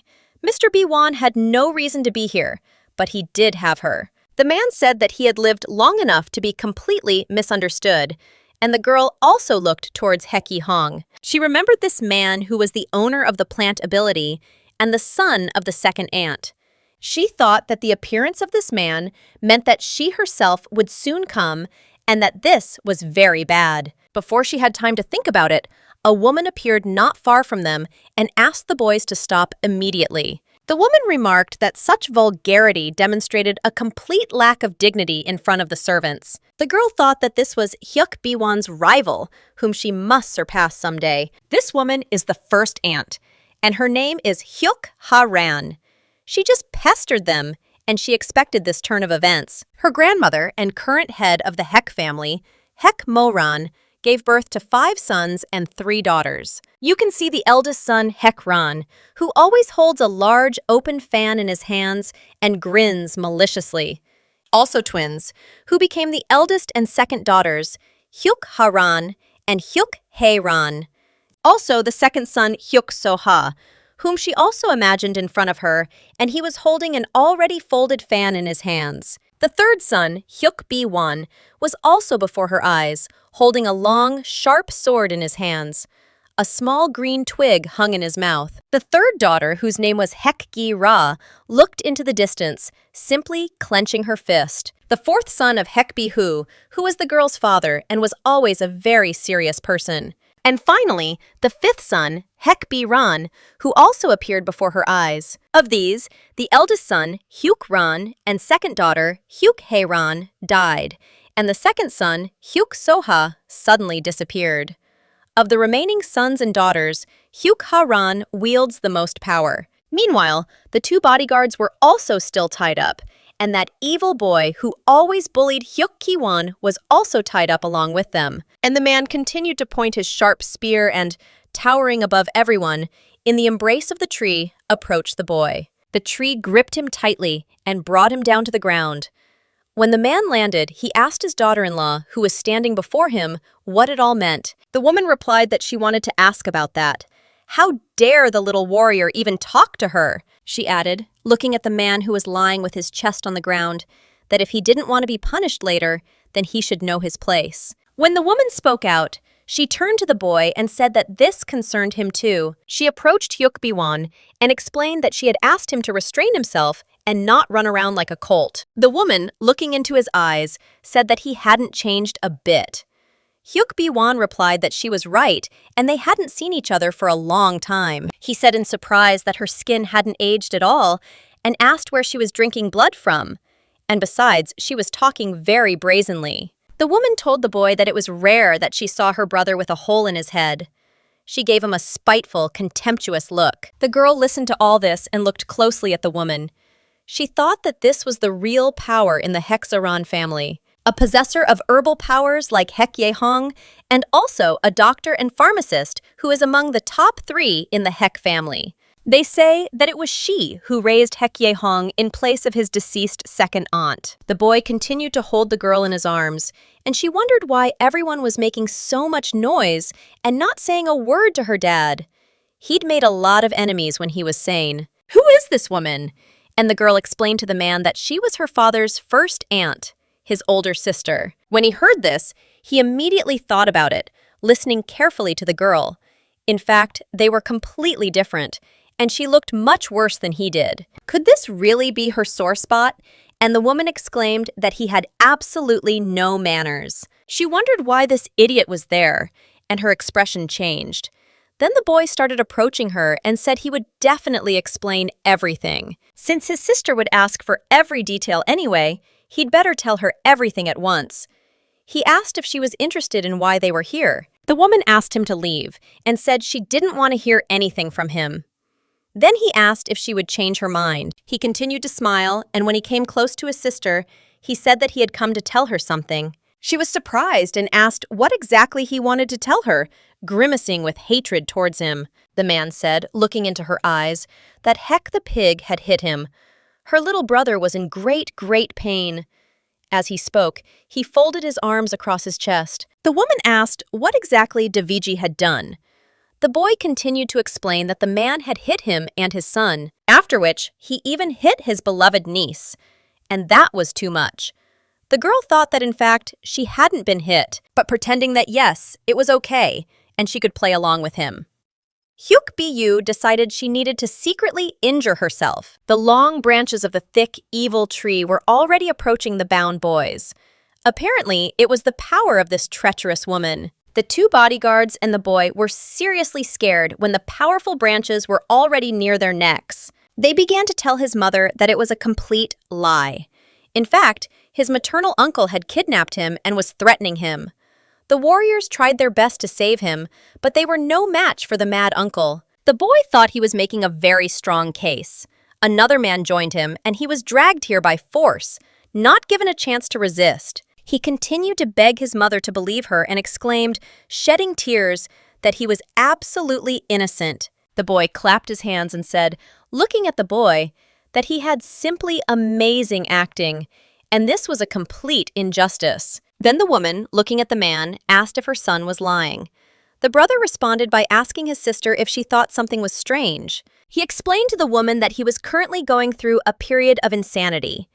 If he were truly insane, he would never have entered the main building. But her son could not be fine either. But look how he looks now, and he has started to get much better. The illness that the sister, who considered herself the best in the Huk family, could not cope with, finally began to pass. The boy leaned over the woman and asked his sister not to underestimate her younger brother. He came close to her ear and said that if he became more serious even for a little while, her son would definitely die, even if he didn't argue with him. And what about Bihu? Wouldn't it have been easier to kill him when he didn't even realize it? The girl was holding a brown ball of something in her hands. She asked her brother if he had proof, and he said, of course he did. If you'd like, you can check the gate logs or the dog holes. But there's no need to go far. It's simply necessary to put pressure on certain employees, and that's all. Hecbu wondered if there really was any evidence. They probably erased them, and most likely, they carefully cleaned up after themselves. If it all comes down to proof, there's no telling how it will turn out or how it will end. But the girl's father suddenly snapped his finger and said it was here. They are contractually obligated to protect him for life. It was as if he were holding a recording of the conversation that had taken place in that situation. The boy then went on to say that in order to protect him, they would have to get rid of them. The bodyguards were very surprised at that moment. But don't they know the laws of their home? A warrior should never attack a doctor or pharmacist? He then asked in response, what's the matter? No one has discovered anything yet. What are they even saying? And did the Black Commander really attack the child? The girl was very surprised when she realized that the wind could store voices, and that this was something incredible. Is this wind ability recognized by the Imperial Palace? So this is the perfect proof at this time. It's just incredible, and everything just falls into place, thanks to the fact that my father just presented such evidence. But this was not why she had prepared the poison, and the girl, squeezing the brown ball in her hands, decided to add the finishing touch. When Huk Bw's father looked at her, she asked him not to panic and said that she was actually completely fine. But her face was already a different color, and her father looked at her in fear. Suddenly, she started coughing, and the boys turned to look at her, confused as to what was happening. The girl continued to cough up bright streams of scarlet blood, drawing attention to herself. She clasped her hands to her lips, from which droplets of blood were dripping. The boys were simply stunned by this turn of events, and when they saw the blood, they couldn't understand what was happening to the girl. Huk Bu tried to tell her father, while no one was listening, that she had already explained to him that it would be okay. But she couldn't understand what was wrong with his face, or whether he was truly so worried about her. The man hugged the girl to his chest, terrified. His brother ran up and asked why he was standing there like a statue. He asked for a doctor to be called here immediately. Was there really no doctor here? He asked someone to come to her quickly. The man said that it was poison, and, clenching his fist, said that everyone understood this perfectly well. He asked them to heal her immediately and save her at all costs. Otherwise, he would kill everyone here. As soon as he said this, he immediately grabbed one of them by the shoulder. A poisoning that causes black, mold-like spots to appear. No doctor in a black house knows this toxin, and it's called Han. It was Huk Haran who invented it, and its formula and antidote are known only to her descendants. The girl was in very serious condition, and spots were appearing on her face. There were more and more of them, and she pointed to the side. Everyone immediately looked at the person she was pointing at, wondering if her child had really given this girl such poison. Huk Bwan was indeed telling the truth, but as she knew, this little girl was already sick. The girl wondered what her aunt would do in this situation. Her son would definitely not get out of this now. Hecbu told her father and uncle that everything was fine. If no one could cure her, she could use her regeneration. In other words, the Black Commander is already finished, and she's asking for him to be treated fairly. Who even allowed him to attack her? At that moment, the boy pulled a round, brown ball out of his pocket. He asked her to bet that her family didn't have one. Third life, and now she calmly endures family relationships, and then, again, something is wrong in her life. This fat pig, and he can't stop starting fights. Since she's 6, that means it's okay. The girl held a green twig in her hands and thought that nothing could be done if the first aunt hated her so much. He's probably jealous. And the boy said, she doesn't even know what she's looking at. But she can spot bird droppings if she tries hard enough. Let her try learning with such an empty head like hers. Huk Dewi never tired of annoying her, bragging about Han every time. And every time she found herself in this situation, Hecbu continued to cough and said that everything was better, but it was very painful. She collected all the information and experimented on her own body in order to quickly destroy this Hong. The main ingredient is a blue crane tail feather, which must be mixed with the venom of a deadly snake. The girl immediately thanked the boy for the information and said that his huge mouth had finally told her what she needed. Now she knew the formula for Hajonghyun and the antidote. Huk Devi was already lying face down on the floor and began coughing violently. He called out to his mother for help, then rose to his feet and began running for the door. What's it like to be poisoned by your own favorite toxin? And the girl called him a pig. She exclaimed that he deserved it and laughed. Hecbu asked that scoundrel how he dared to mess with her. Her gaze was sad, but she knew that she had finally put this scoundrel who had previously bullied her in his place. She'd heard that as soon as Huk Devi had recovered, he'd tried to find her again. But she'd already abandoned her family by then. The revenge had worked, though not as happily. Truth be told, perhaps she was a little envious. When you're down, at least you can go to your parents, and she had nowhere to go.